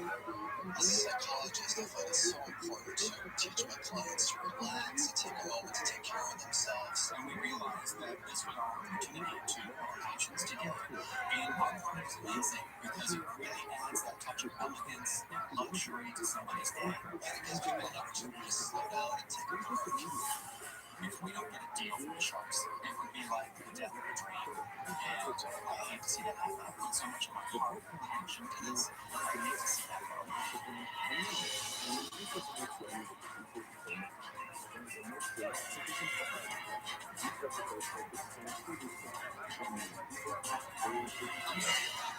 This is Shane Talbot.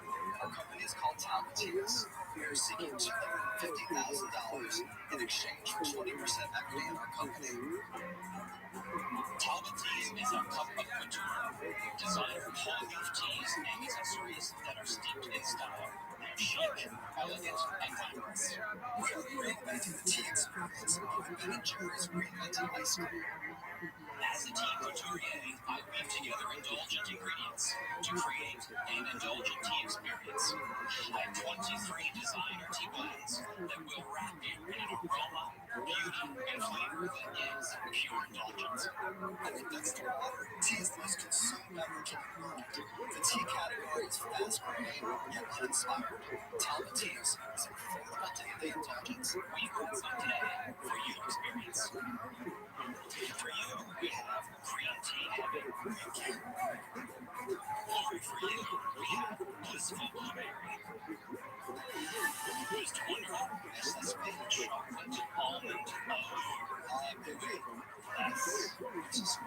Damon's, we have orange green dreams. Thank you. Denmark, carbon seduction.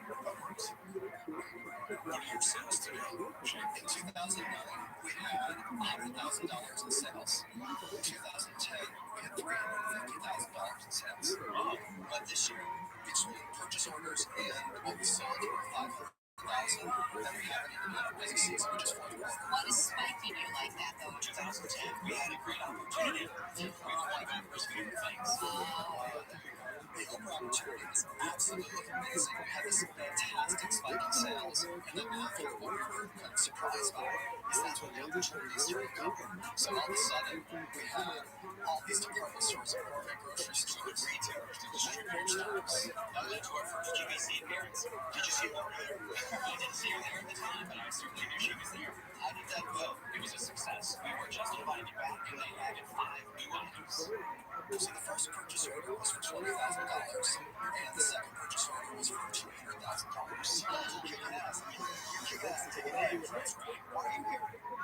We are here because we need help to capitalize our growth.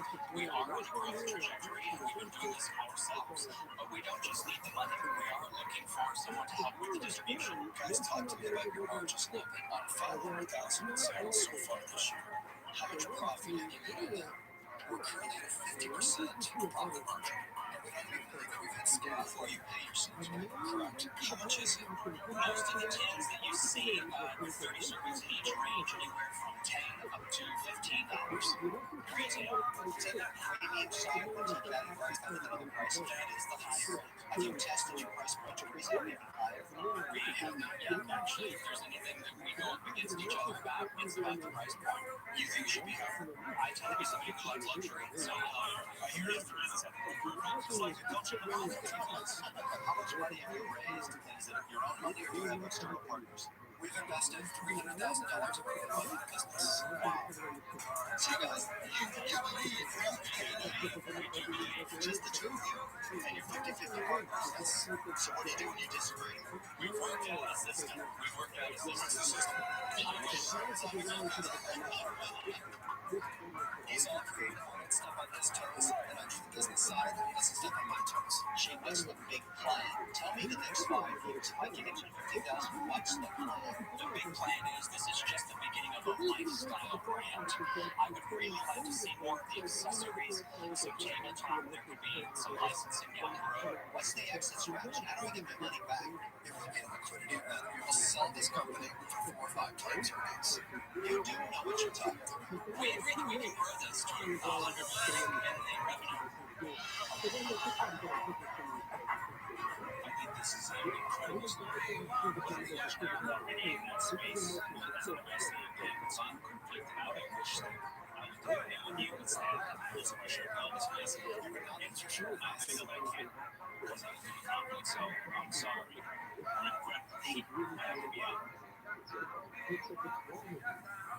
Guys, I'm a big fan of what you're doing too, but I live, eat, sleep my businesses, and I couldn't eat, sleep, and breathe tea. So I wish the best. I think it can't be a $100 million business, but hey, you said something that concerns me. So I'm thinking of your store. You mentioned that you made an investment in tea company last year.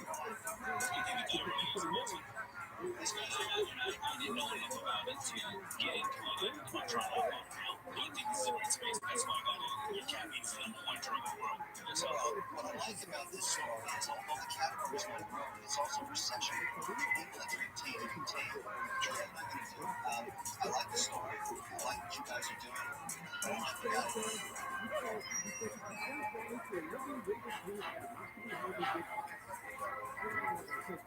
It's one of those not easy things, which always troubles me because viscerally I love to just say, wow, it's go with that feeling.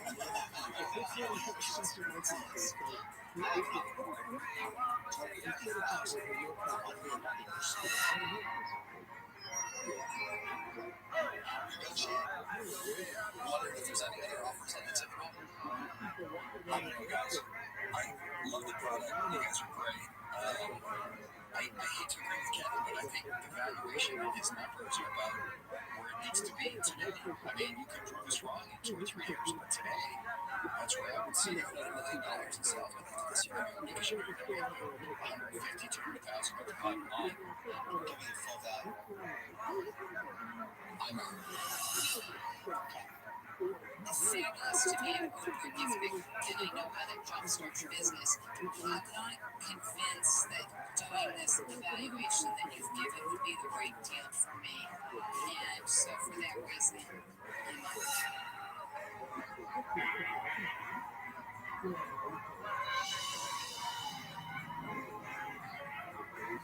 Come to Daddy. We would love to be partners with you. We really want to close to your valuation. We have grown this company, not just grown product, we grown brand. QVC, we started with 1 million, now they've got 65 this year. The only competitor we have right now is you. That's right, it's not cheap, it's right. It's $250,000. 20% because this investor want these partners. Do you think every bigger group together? Let's do it. No.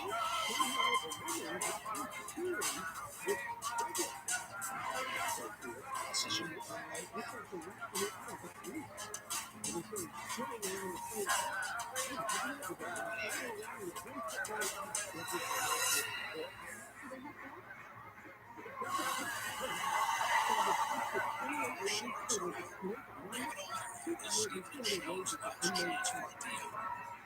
No, guys, no bank is going to touch you. I am your bank. And there's more where that came from key major metrics. You need somebody like me behind you. We're going to grow this business. So, we are rockstar creators and visionaries, and you're a rockstar businessman. We'd like to know if you meet us maybe halfway between the 20 and the 40%, between 30% equity.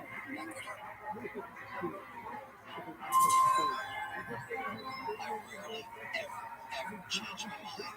Once I make an offer, practically never public every loss to my name because I'm a disciplined investor.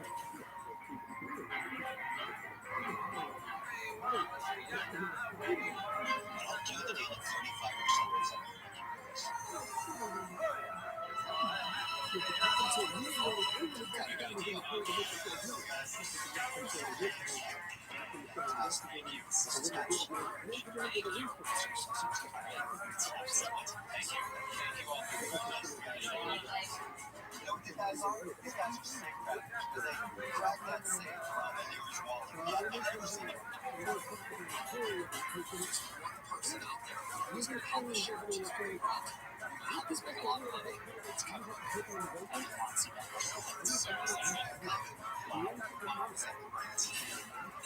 Shark Tank is a business created by one of the girls when she was only 10 years old. Some mom can get it. These bitches probably won't think can get it. Not 45 yet. Hi, my name is Maddie Bradshaw. I'm 15 years old and I'm the president of M3 Girl Science. Hi, my name is Margaret Bradshaw. I'm 11 and I'm the VP. Hi, my name is Diane Bradshaw. I'm the mom and we don't need to disclose my age. We're asking for $300,000 in exchange for 15% of our company. M3 Girl Science, a jewelry company for girls ages 8 to 80, starting in 2006 when I was just 10 years old. M3 stands for Maddie, Mara, and Mom. It all started when I was going to middle school and wanted magnets to decorate my locker, but I couldn't find anything that I liked. In my house, if we can't find what we want, we make it.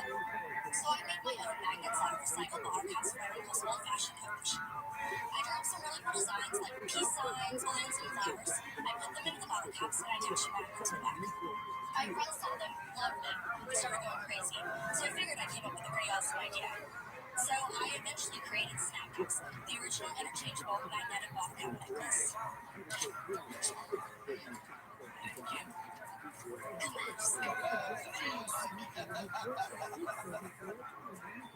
So I took my snap caps into a local toy store in Dallas and I asked the owner if she would start selling them. Within 2 hours, they had sold out all of our bottle caps and necklaces, and that's when my company, M3 Science, was born. I'm the vice president, and that means when the president goes down, the vice president has to step up. You know, Maddie's going to college in a few years, and I'll have all of this to myself. Now that I'm 15 and Margo is helping me with snap caps, I decided that I wanted a new jewelry line geared toward my age group. So my mom and I created Spark of Life. Spark of Life isn't just about necklaces and stackable bracelets for kids and adults of all ages. Have you been selling these yet? We've been selling for about 5 years now, and we're in over 1,000 stores. We're all over the nation. What are your sales at? Over the past 5 years, we've hit over 5 million. That's not too shabby. What were your sales last year? Our sales last year were about 1.6 million. Where do you sell at stores? We sell to specialty stores, apparel stores, toy stores, This bitch a can lot get of it. large department stores. She's beautiful. What's your profit? 1 million. I guess you can say that at 15. She's awful. I love their lyrics. I wrote my own book to inspire other kids to start their own business. How did you find these massive retailers? Like, do you have a distributor? Well, we Yes, started off I'm gonna have in just a time to few die. local stores in Dallas, but then we just were approached by more and more stores, and then we had a sales rep, and now I think we have about 10 reps. Yeah, so Do you make them all in your they're house? all handmade in our office supplies. Your first line you said was the bottle caps, and that's what's made for you the 5 million in sales, correct? Yes. And then you are now going on with what you feel is for an older girl or mature girl. We're a company, we're not a one-hit wonder. So for us, it's always about introducing the next thing. What are your margins? Snap caps about 75 cents, and Sparkle Life around $2. Margins. How long is that business? I mean, structurally, do you guys all own it together? Yes, we do. Letting the girls have ownership of it? Absolutely. The one question I think is important. This economy, jewelry has been a very tough sell.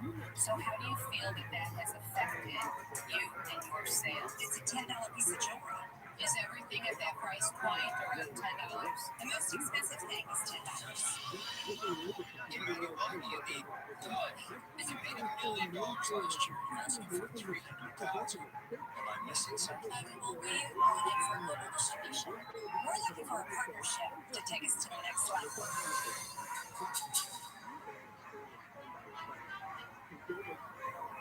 So here's what I think.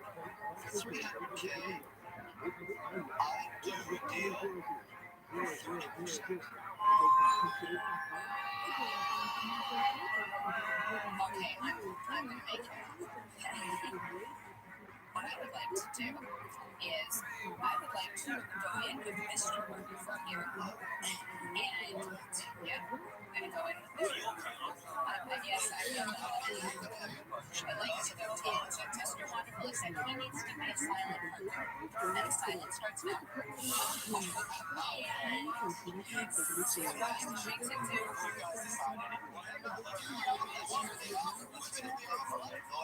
We're going to take 40% and up it a little bit. But the catch is I'm going to personally mentor you and help you get into QVC, into retail stores globally. I'll update you everywhere because it is very difficult to get into QVC and even more difficult to stay on QVC. And I hope that together you will have hundreds of fabulous products. So, Mandy, there's a lot of hot air here. At the end of all of that wonderful inventory, look at the easy software that Kevin, she wants 40% for $300. Huge value. My mentoring, which is invaluable, and my connection. And I'm going to get your costs down by at least 30%. No, I'm going to make some noise about this. I think we can make these things for 30% less. So our margins go up. You'll make more money than you get that Ferrari before you get a license. You know, you want to be here. There's no question. What do you say to that?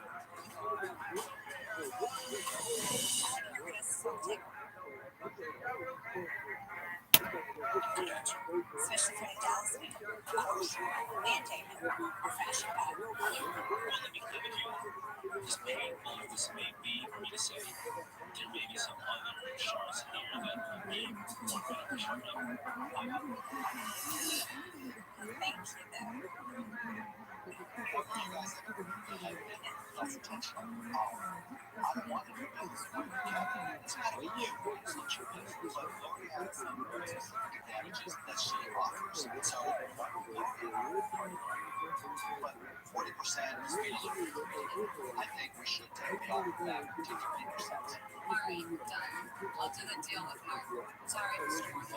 So the offer is that Lori and I partner together for $300,000 cash in US for 30% of the company. That's our offer that I'm going to take. I want to feel that Maddie feels that this is a wonderful opportunity that's just come your way. I'm looking for that enthusiasm, that excitement. But we haven't heard from Robert either. But I'd like to speak so I can finish. Well, we're not in this thing. So, let's just say you win this thing first. What do you want? I don't think Maddie wants to give up 30%. Correct. Yes. I'd like to say Maddie is such a sure. Am I right, Joe? Am I right or not? What's your offer? Yes. That's the lack of enthusiasm. Yes, he hit it. Yes, okay. Now that let's talk about I have not had a chance to speak it. Now I'm going to. First of all, I want to remind you something. When you build a business like the learning company for $1 billion and selling for $4.2 million, you learn a lot. So I'm saying that I should be a piece of this business from what I know. But I'm having trouble with the valuation metrics because I'm also a very wise financial investor. I don't know what you're about. However, Mark dropped it down to 30% to stay competitive. I would do that deal again. I drop it down. It's killing me to make it honest. But I do it for 30%, not 40. Maybe wrong. Just to keep things interesting. Yoshini. Look at this move. Yoshi. You like Yoshi? Really? A little bit of that. Oh, I have to swing that up. Now he's more curved. Anyway, there you go.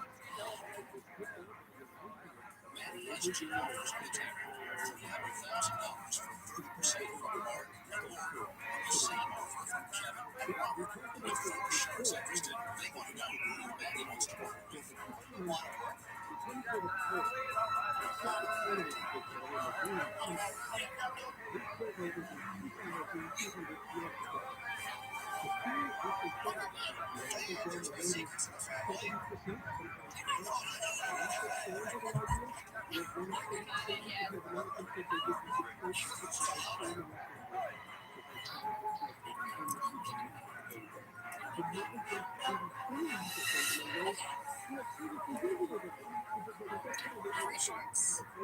But I want Robert, Lori, and Mark.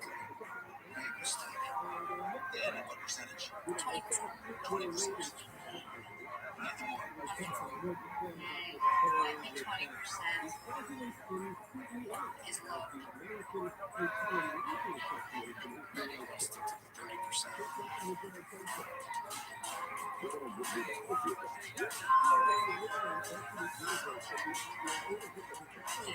Real Oh, that always happens when you're the youngest. Right?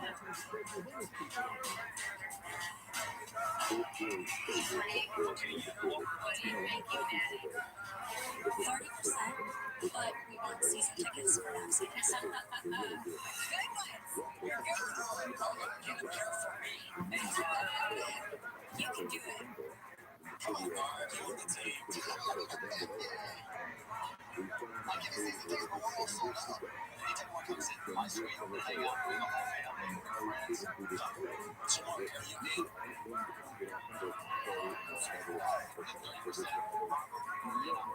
Deal. Deal.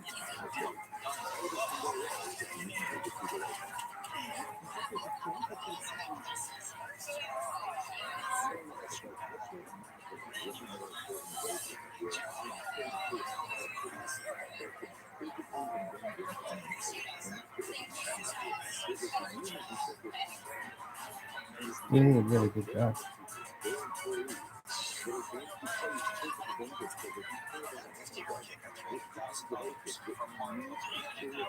Tickets have lots of great feature like the payment service. I'll get you that. I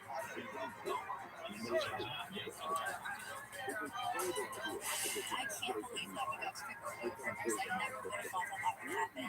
That mom is so We're hot. lucky enough to get to from one church. We got 3 with us, so that's great. We're really excited. Next on Shark Tank, every year, the queen of QVC joins the sharks. Thank you, millionaire. Why aren't we getting our pay into the company in general? You're saying, hey, let's get there. I'm saying, but it hurts. Your kids take a lot of video sensitive thing, and I like that. I have worked about just one month. I like the cat. No. You better say yes, right? Houston, a special 2-hour 2014 series on ABC.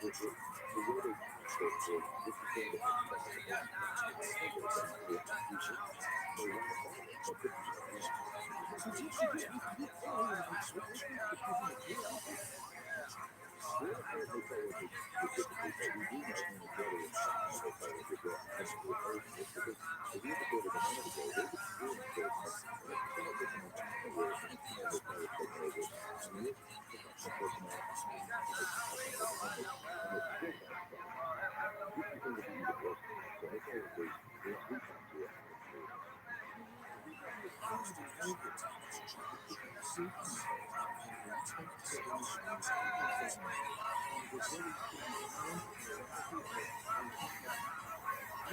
miss this one. Then this is Diamond. A lot of beauty secrets. It takes a long time to put makeup on. And that's a beauty secret. You start early, and then you look at it again, and then you go back again, and then your hair is out of place, and then the makeup, and then you go back again. So you just keep going and going till it gets there. Then you look at yourself and go, I'm looking decent. I'm looking good. And boy, is it hard for an old girl. It takes a long time. But then it's worth it. It's really so that's a good thing to remember. I always say, and always wear what you like. Always.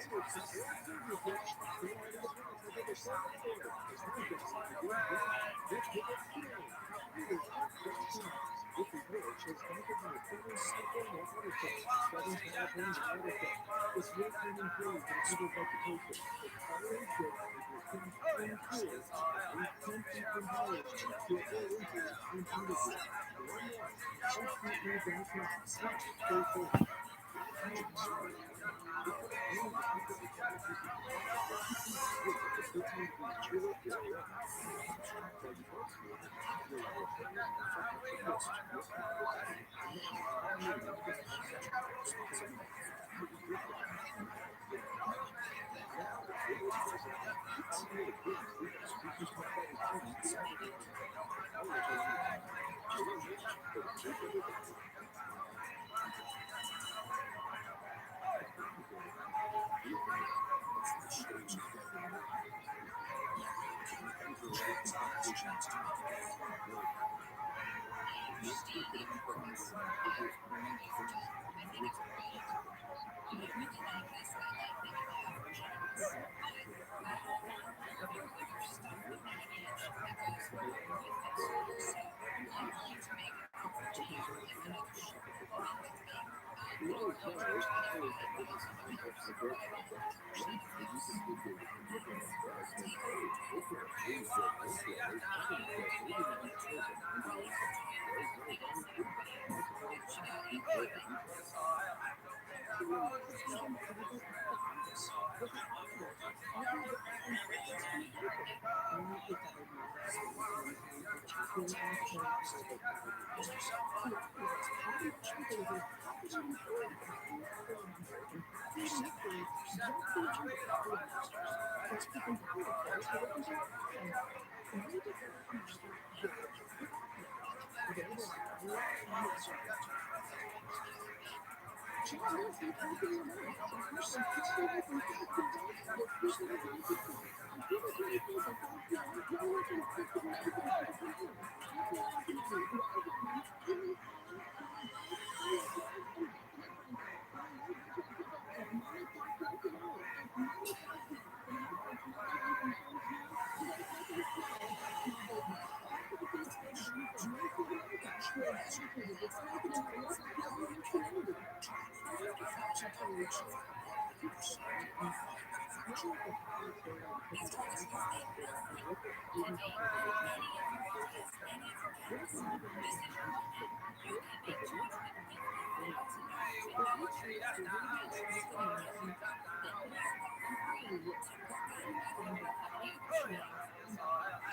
Take over to for you. You know, really enjoy everything else that everybody else.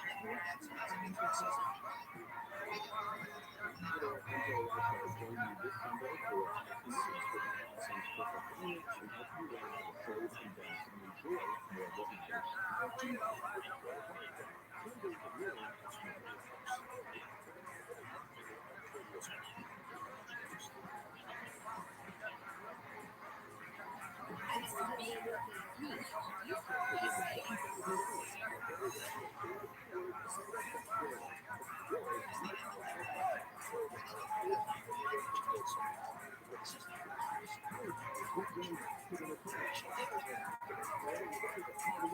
got? Anything?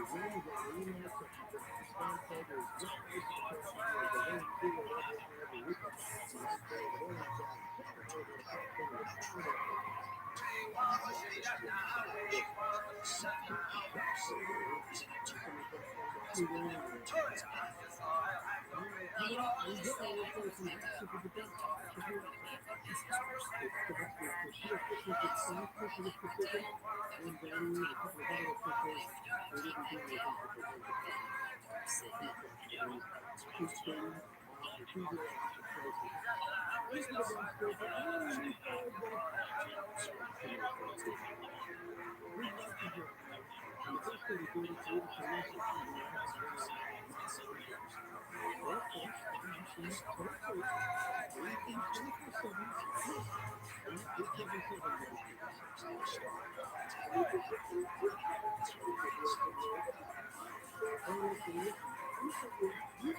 of an unfair deal. I want to go for this, huh?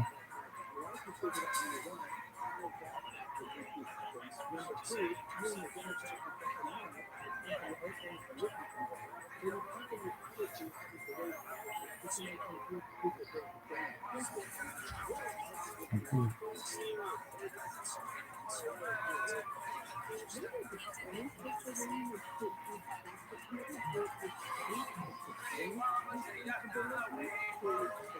Man,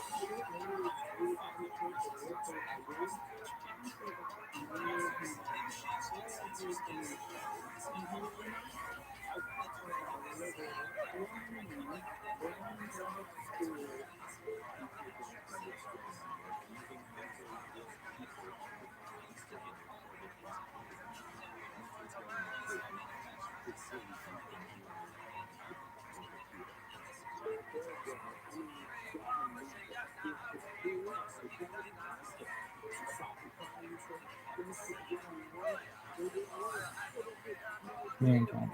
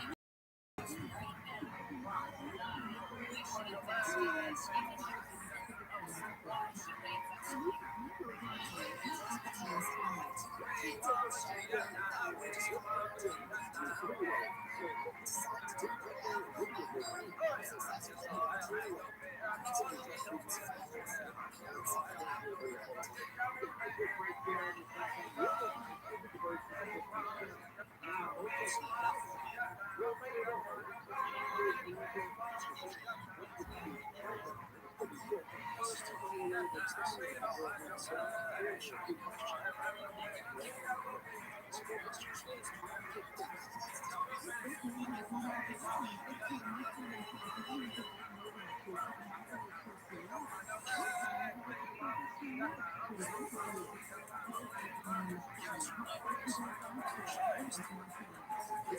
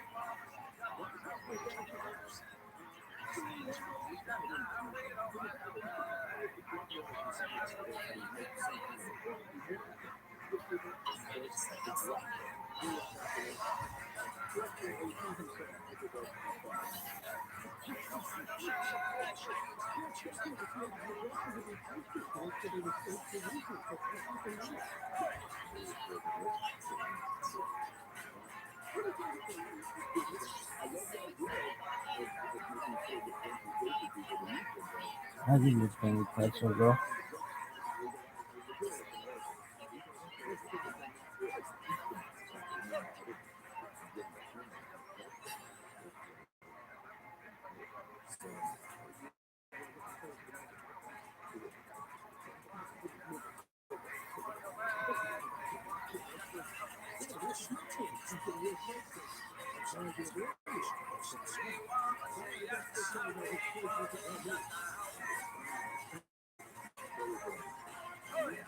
That's 6 minutes.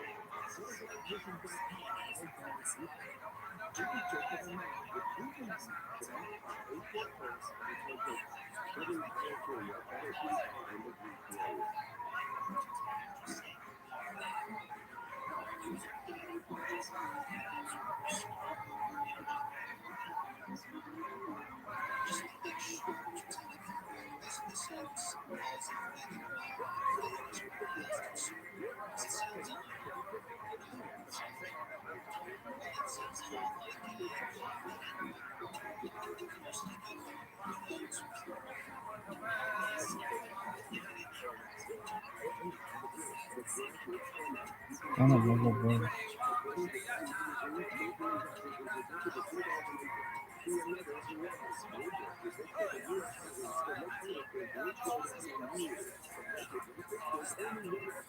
She didn't get it.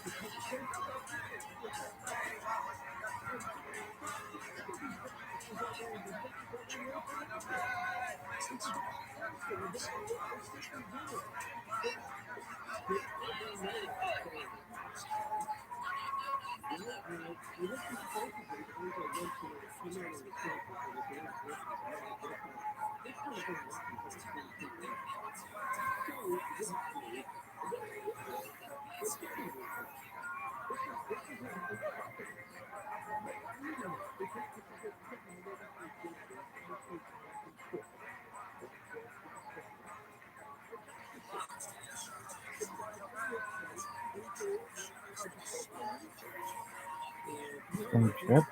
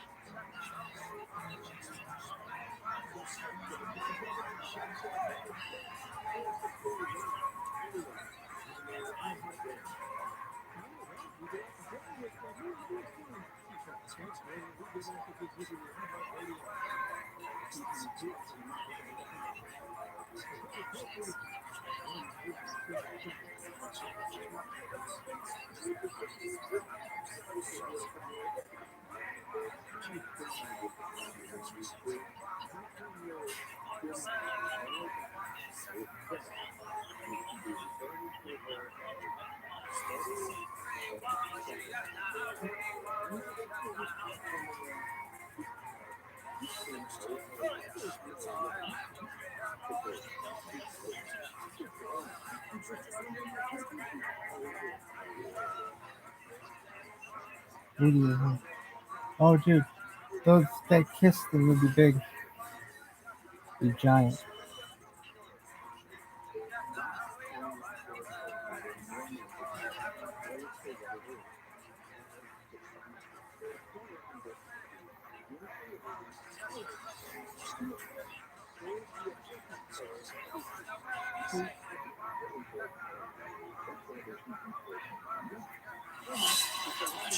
Look at this one. Look at the athleticism.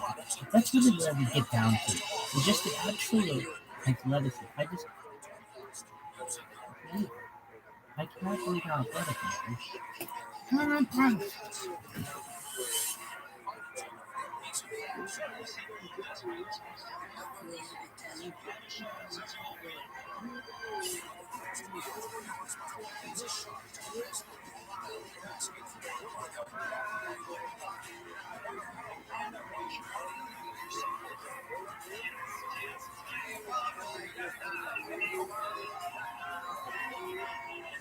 That shit be huge. Bet you be putting that on the label. Neither minor. Both bitch. Will you put it on your lips and kiss mine? Both sets though. Well, 3 sets. These, or these.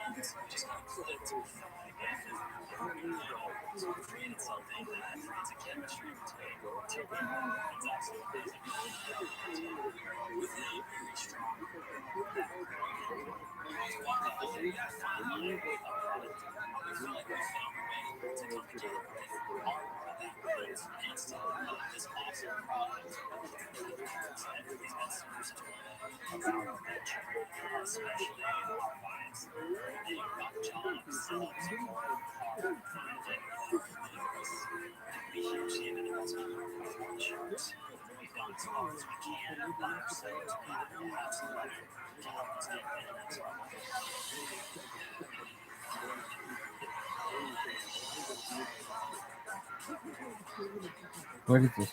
Kiss sticks or something?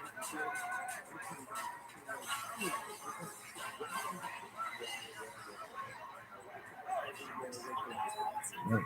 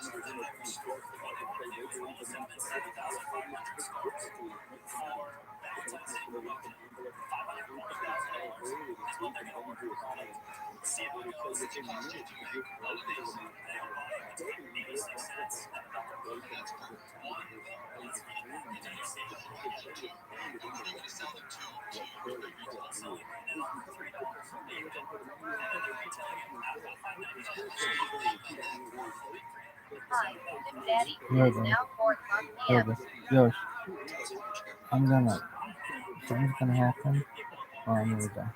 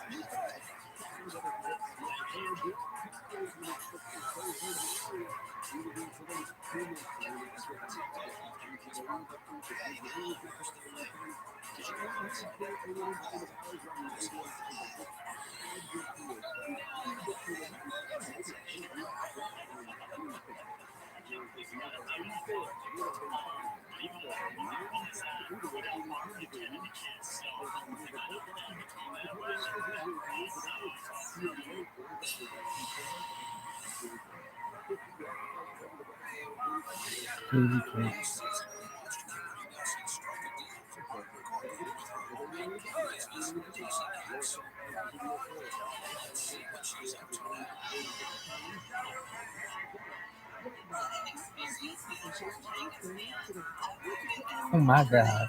My baby cakes are selling all over the South, all over the Union, all over everywhere. Oh my God. We sold one in Kathmandu, Nepal.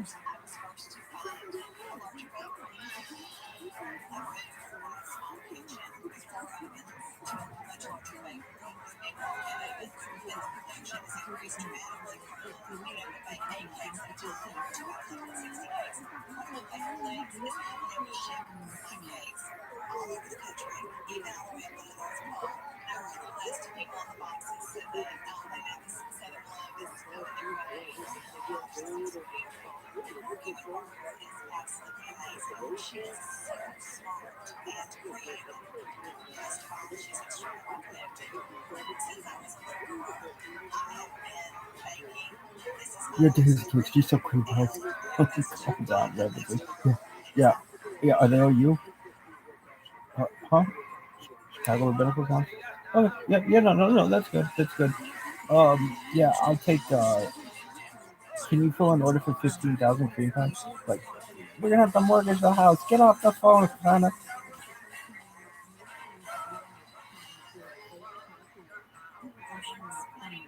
What up, bro?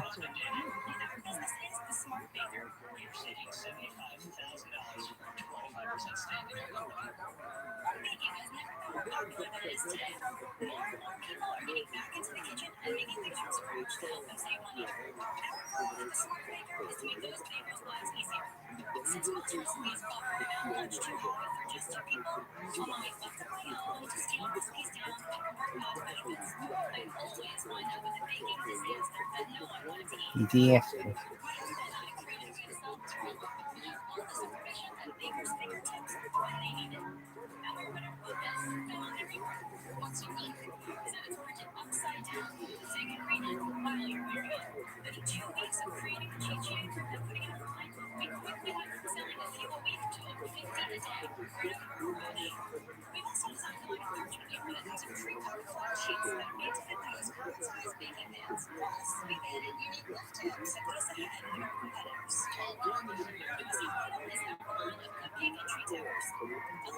disposable towel made of cardboard. Smart Mix updated tree towel is reusable and made of washable durable PVC, eliminating the need to constantly replace after every use. With your help, we can make everyone a smart maker. And we'd like you to be one too.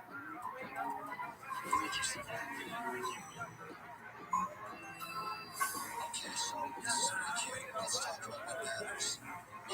Tony Simmons. Overall, we've added $72,000 in sales. In the past 3 months alone, we've had almost $34,000. What do you think you'll do for the rest of this year? Masturbate. Yeah, I get it. I'd say start a small business. So what do you think of this for the summer? Last year, I was not a drug teacher, but I actually just found out yesterday that I lost my job. So it's not going to be full-time for me, and I'm going to need to be here. I saw your website looking for cute igers.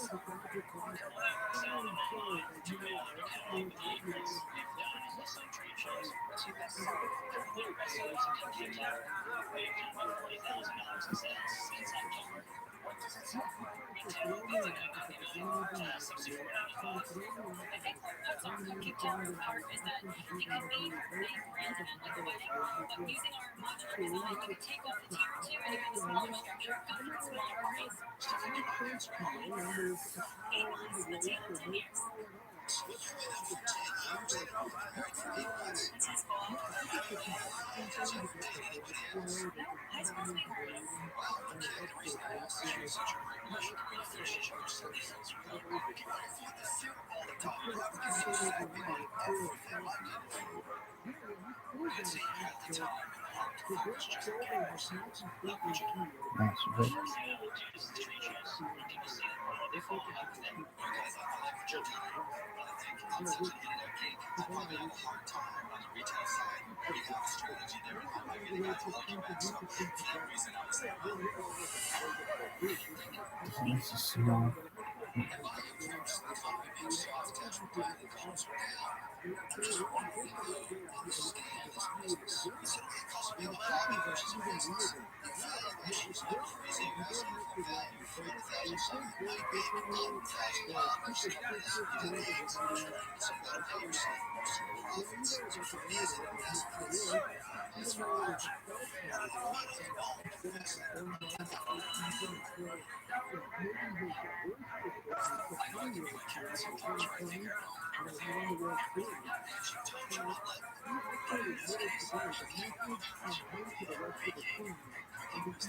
I would definitely be a customer.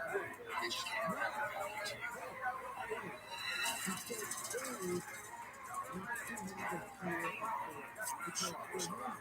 Take it.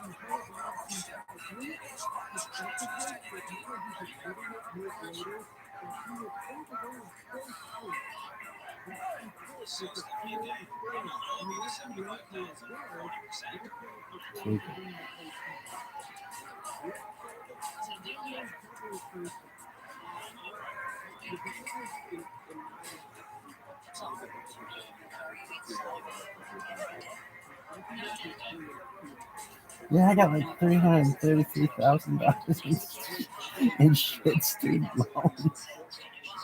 Oh no, we're not paying that off. Oh, they're gonna have to reopen the fucking debtor's prison before I'm gonna throw a dime at that shit. Really? Oh fuck yeah. It's like, why not make it 3.3 million? I mean,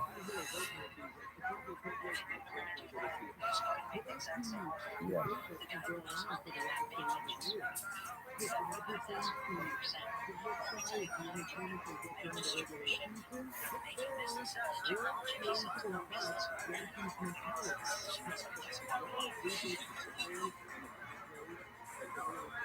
You understand the difference between the shark and the shark head, so this one comes with 5%.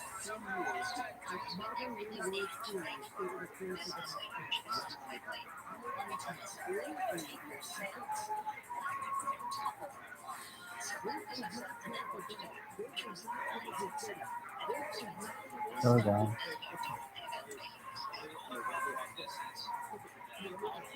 Oh shit. I got fucking things to do tonight. 7 p.m. Double check it, because you're going to fuck that up. Yo, dog.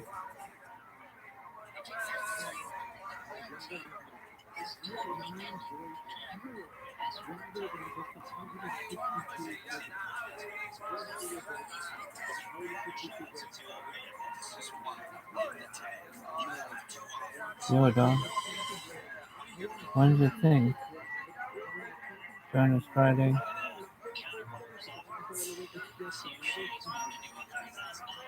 7 p.m. Dude, 13 people are going. That shit is crazy.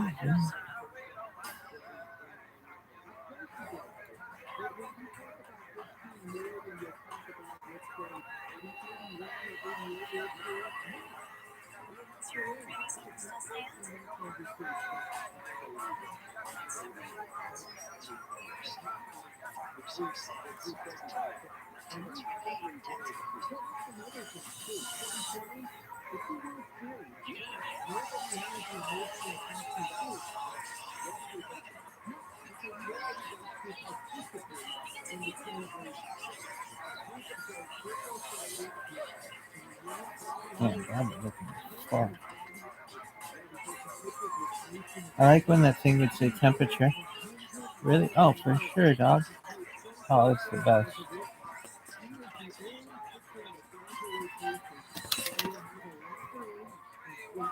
What is that? When we were in junior grade school, actually, we still, and I didn't know what that meant, but that was a sign to the teacher. Really, yeah. That's what that sign. I love that sign. Awesome. What up, Lyle? Sweet, okay.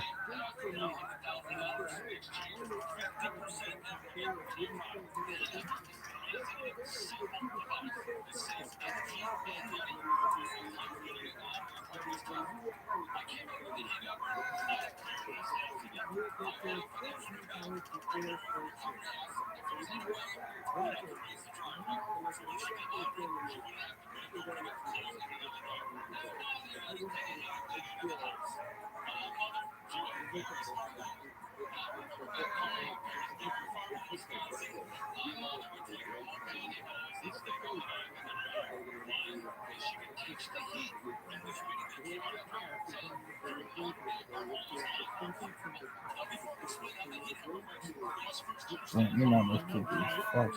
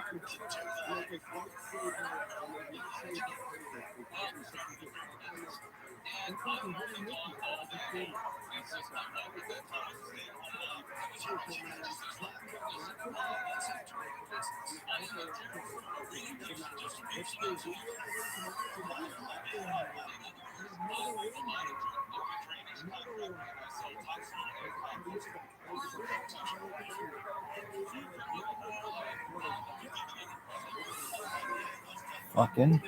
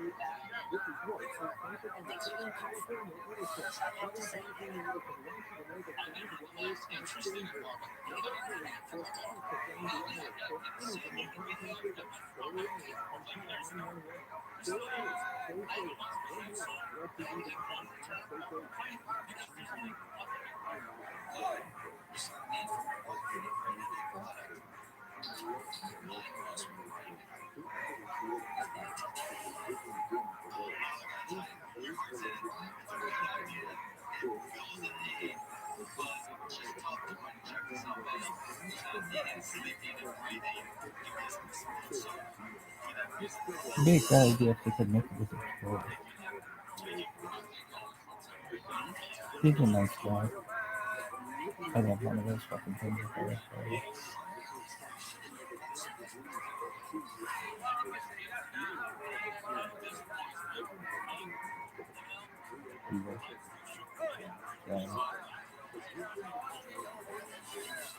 They gonna fuck. It's gonna be going back again, bro. Is this dude?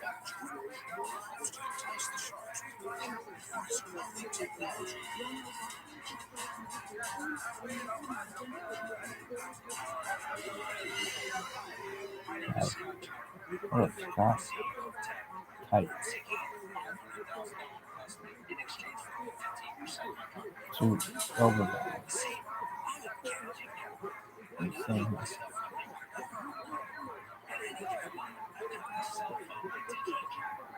That name's pretty good.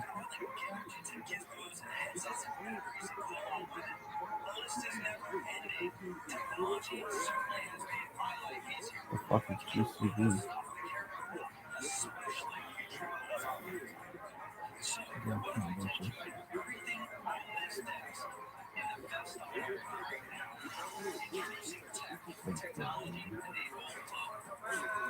Oh, I remember this. This would be really big.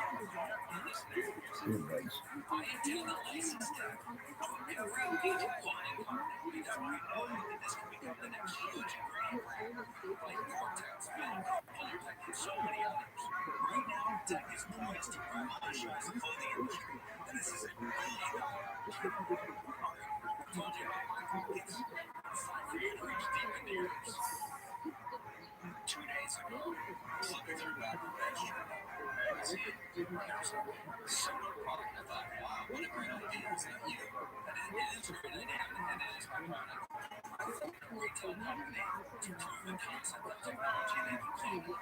And I've been running that company for a number of years, waiting for the patent date. And now that it is issued, you see the investment in technology and including some licensing to bring this system into a registered brand name and a product to include retail businesses. Here's the concept. Yes, it does affect sales of retailers, but today it's $5.1 billion and we're on track to do $12 billion this year. The retail businesses that fill markets.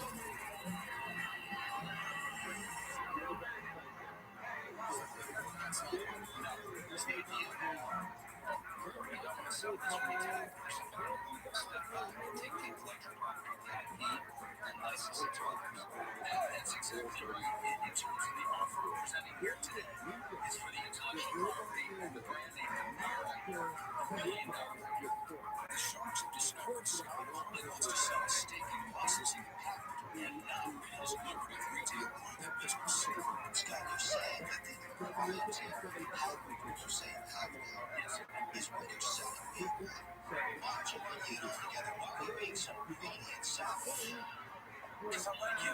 What you understand is that my other company has been building the free technology enabled for years. What is the technology we are buying? I said that you can put the speakers with you. Now I know headphones system. I know Apple has done this for years. So what exactly do you have that's different from all the other ones that I'm using that have been infringed on our patent? Have you ever protected it? Yes. And you protected it? Yes. I've settled with 11 other largest companies, including the corporation, ROTHSCHILD, Calvin Klein, Spider. You get it. So it's confidentiality. Is it taking a royalty stream from the seller? So that doesn't have much. Yes. Okay, listen, you need me very bad. I know how to secure this is going to be wonderful. I want it all. Why don't you just give me a taste of my everything? I don't need you for the other company. Yes, you do. I just don't. And there's the engagement, the deal. I don't get any of the good stuff, just the risky stuff. There's no risky stuff. What exactly is the property that you own that you can advantage of?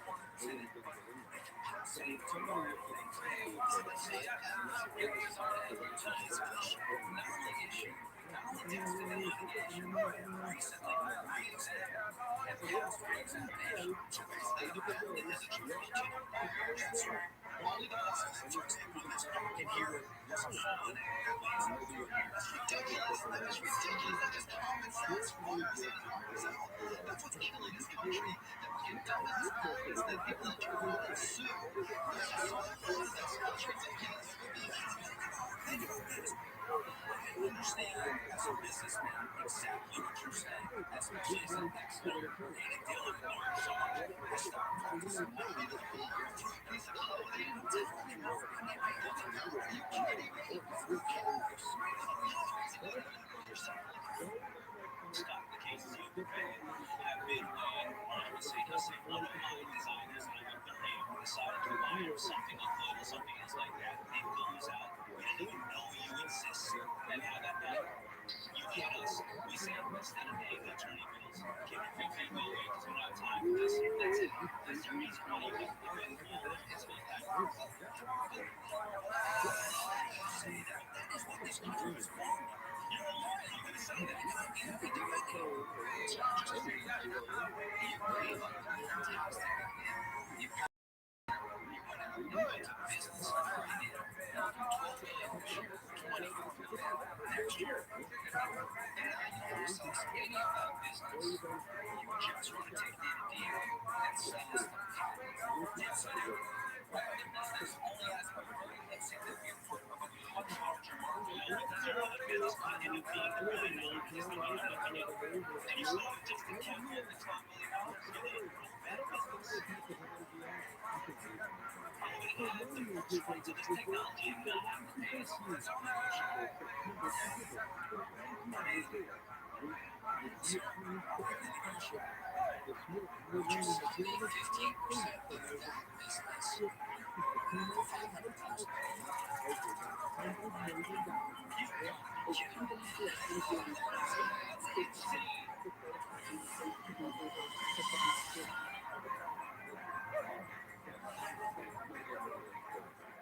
Our shorts are real and start as one offer on the table for you. $500,000 for 15% of our technology is retail politics. But start is only interested in selling product. Not opportunities, not retail politics. Would you sell me 15% of that business for $500,000? You gotta be kidding. That's insane. That's insane. That's not a man's value. Dude, you just called me insane. Unreal. $1 million for a company that's making $2 million a month. Are the same number of connections and your expertise partner and a bunch of money? This is your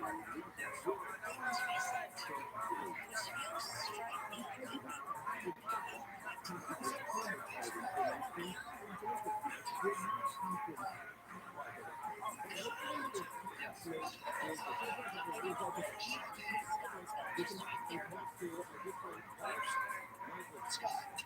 Okay, so we're talking about $1.2 million free cash. What's another company trading at these days? It's about 5 times. Internet footage or direct to consumer. Internet footage is worth 30 million. Millions. Uses $4 million a year. It has intellectual property. It's unique. It's all it's not first of all. The intellectual property is made about 40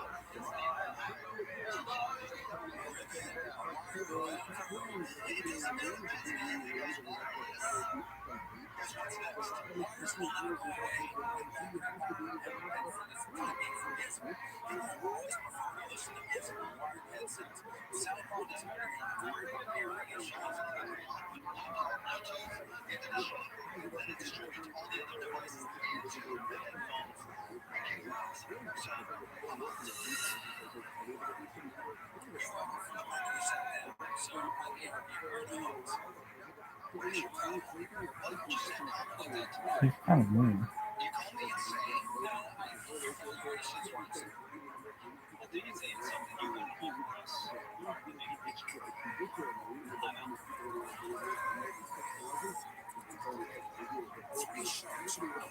And starting as one offer to everyone. This is why we never kill something as valuable as a product. Because it's nature. Your law is your nature. It's not a product. It's a great way to practice It's definitely it's heavy. And technology channels and it will be very long flags for wireless headphones. After sharing a lot of time, doing a great job in this business, major offers, I'm going to get over 50%.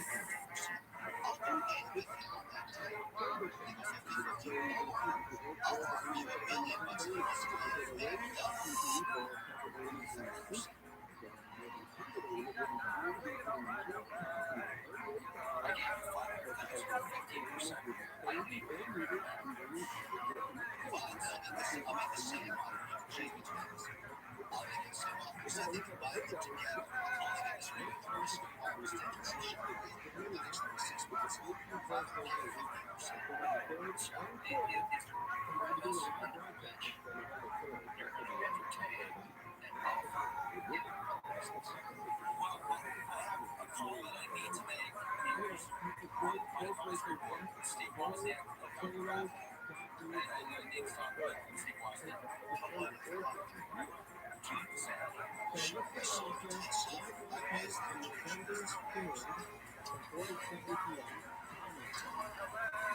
me nonsense like I turn the drone head and then fill up the ecosystem. Unlimited uncertainty for you guys. That's what the wrong way. Which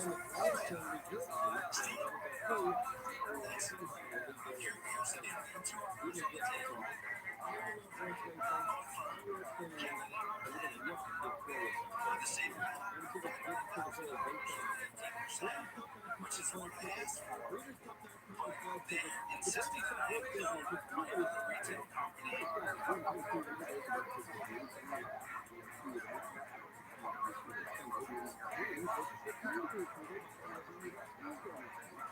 We're starting right now, ladies and gentlemen. Is this serious? Let's sell a real business or not? If I believe you will, make a make. Alright. You're just talking bad about you. That's okay. Steve, since you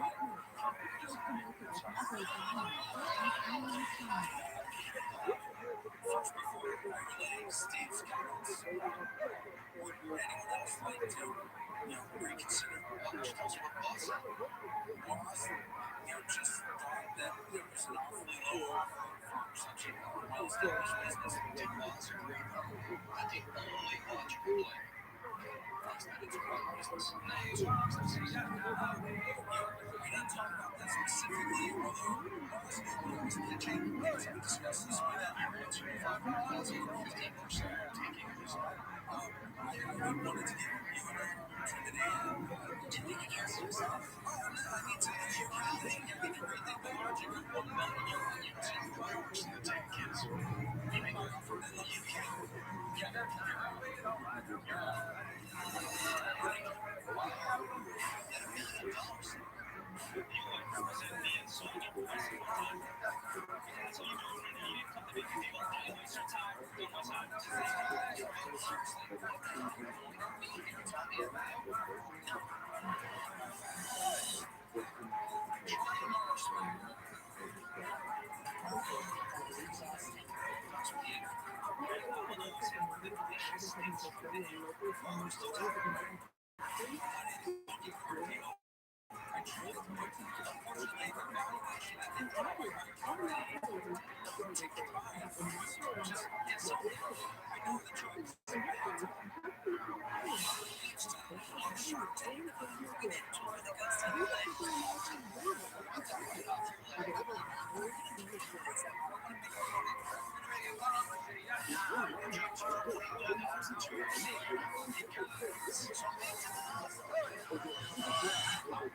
I'm just trying to come down on the day.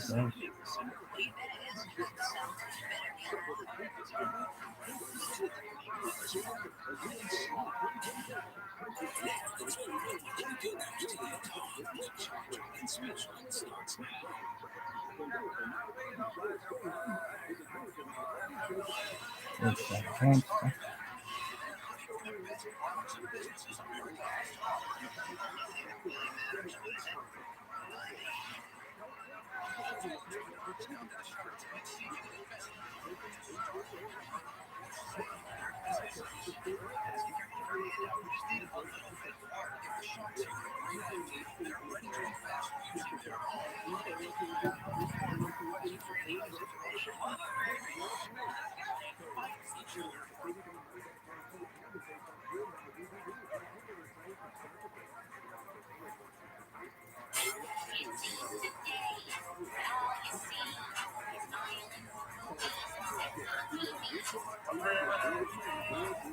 Yo, dog.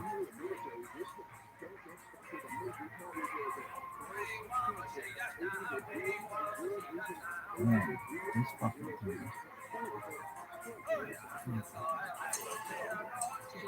I mean, more than half of New Jersey.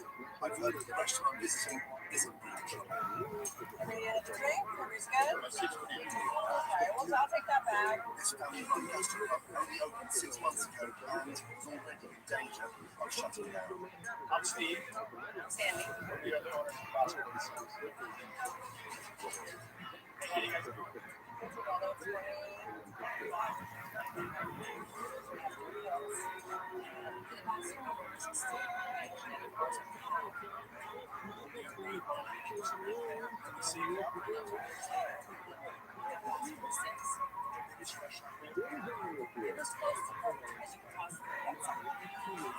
He's a good personality. He can be a lot of fun. So when people tell me to see something wrong, Hesitation, motherfucker. Yes, I deserve to burn. Yes, I deserve to die. You're not hoping, burn. Hesitate. Hesitate, motherfucker.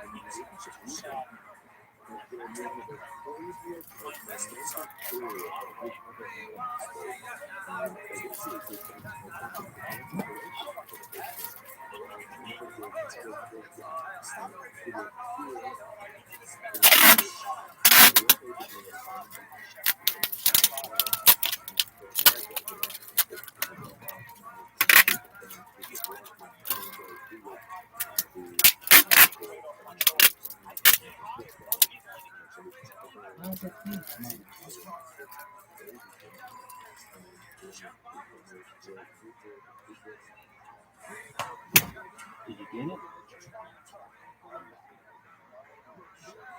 Check it back on home.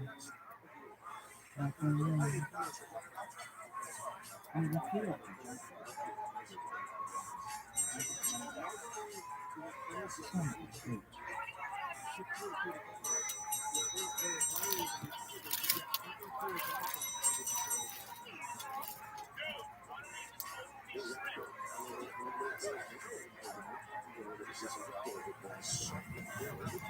Yo, dog.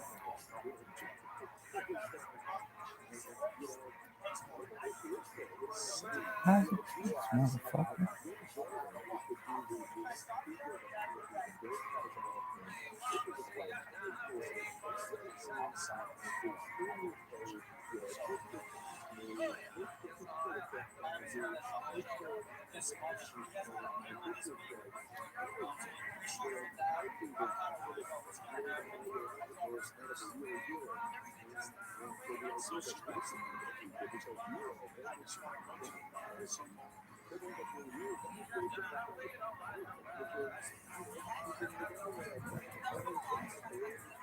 Did you masturbate up there?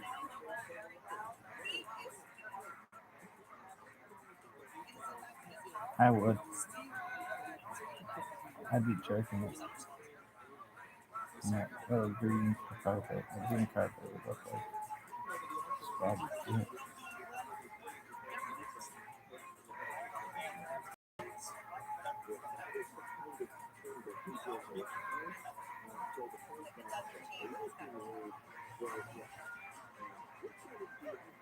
Fusion? How's it taste, motherfucker?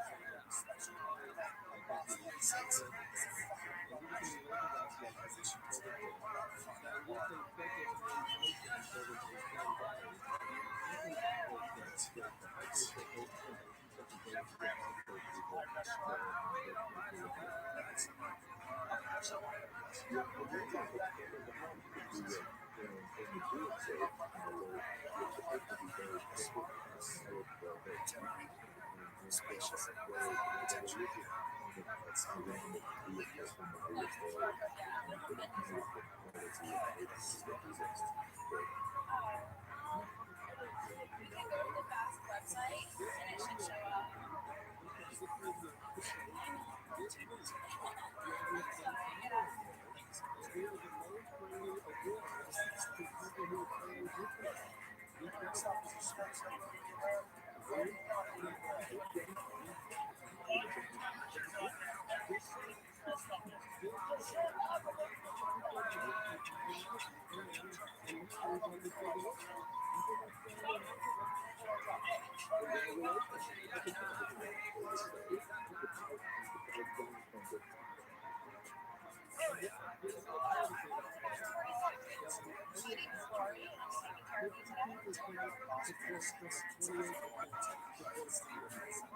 Yin and yang. I've been doing. Same as intense. Sandy is calm. She's my best friend.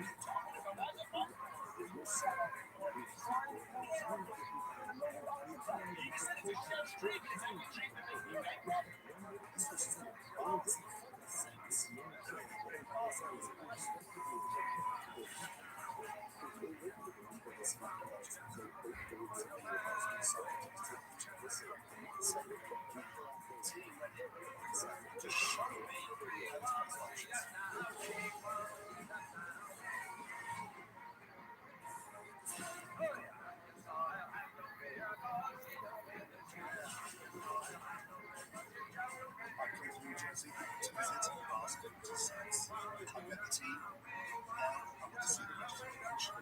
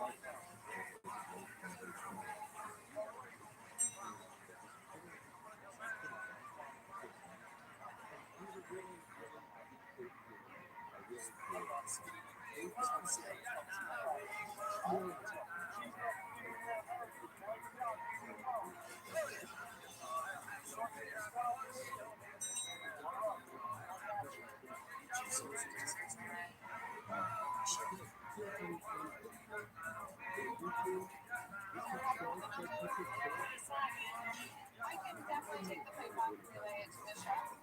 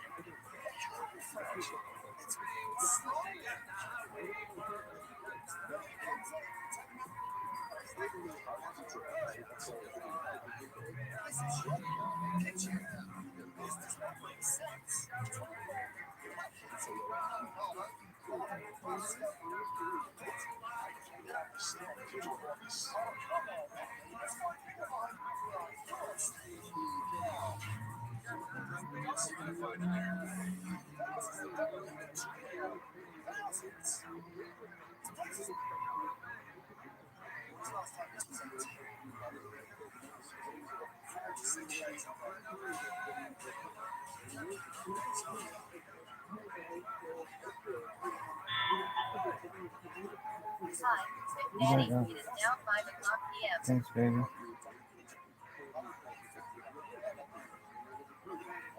Yeah, something's gonna happen on my guy.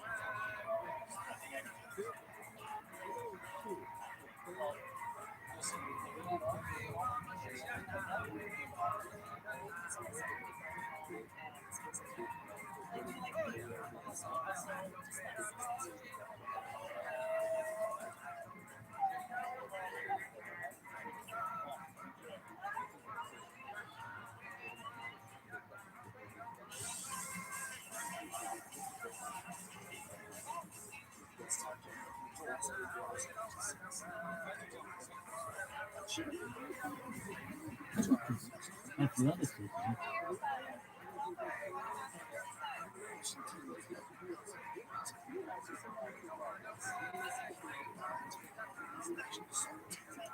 No way. Do I know it? Um.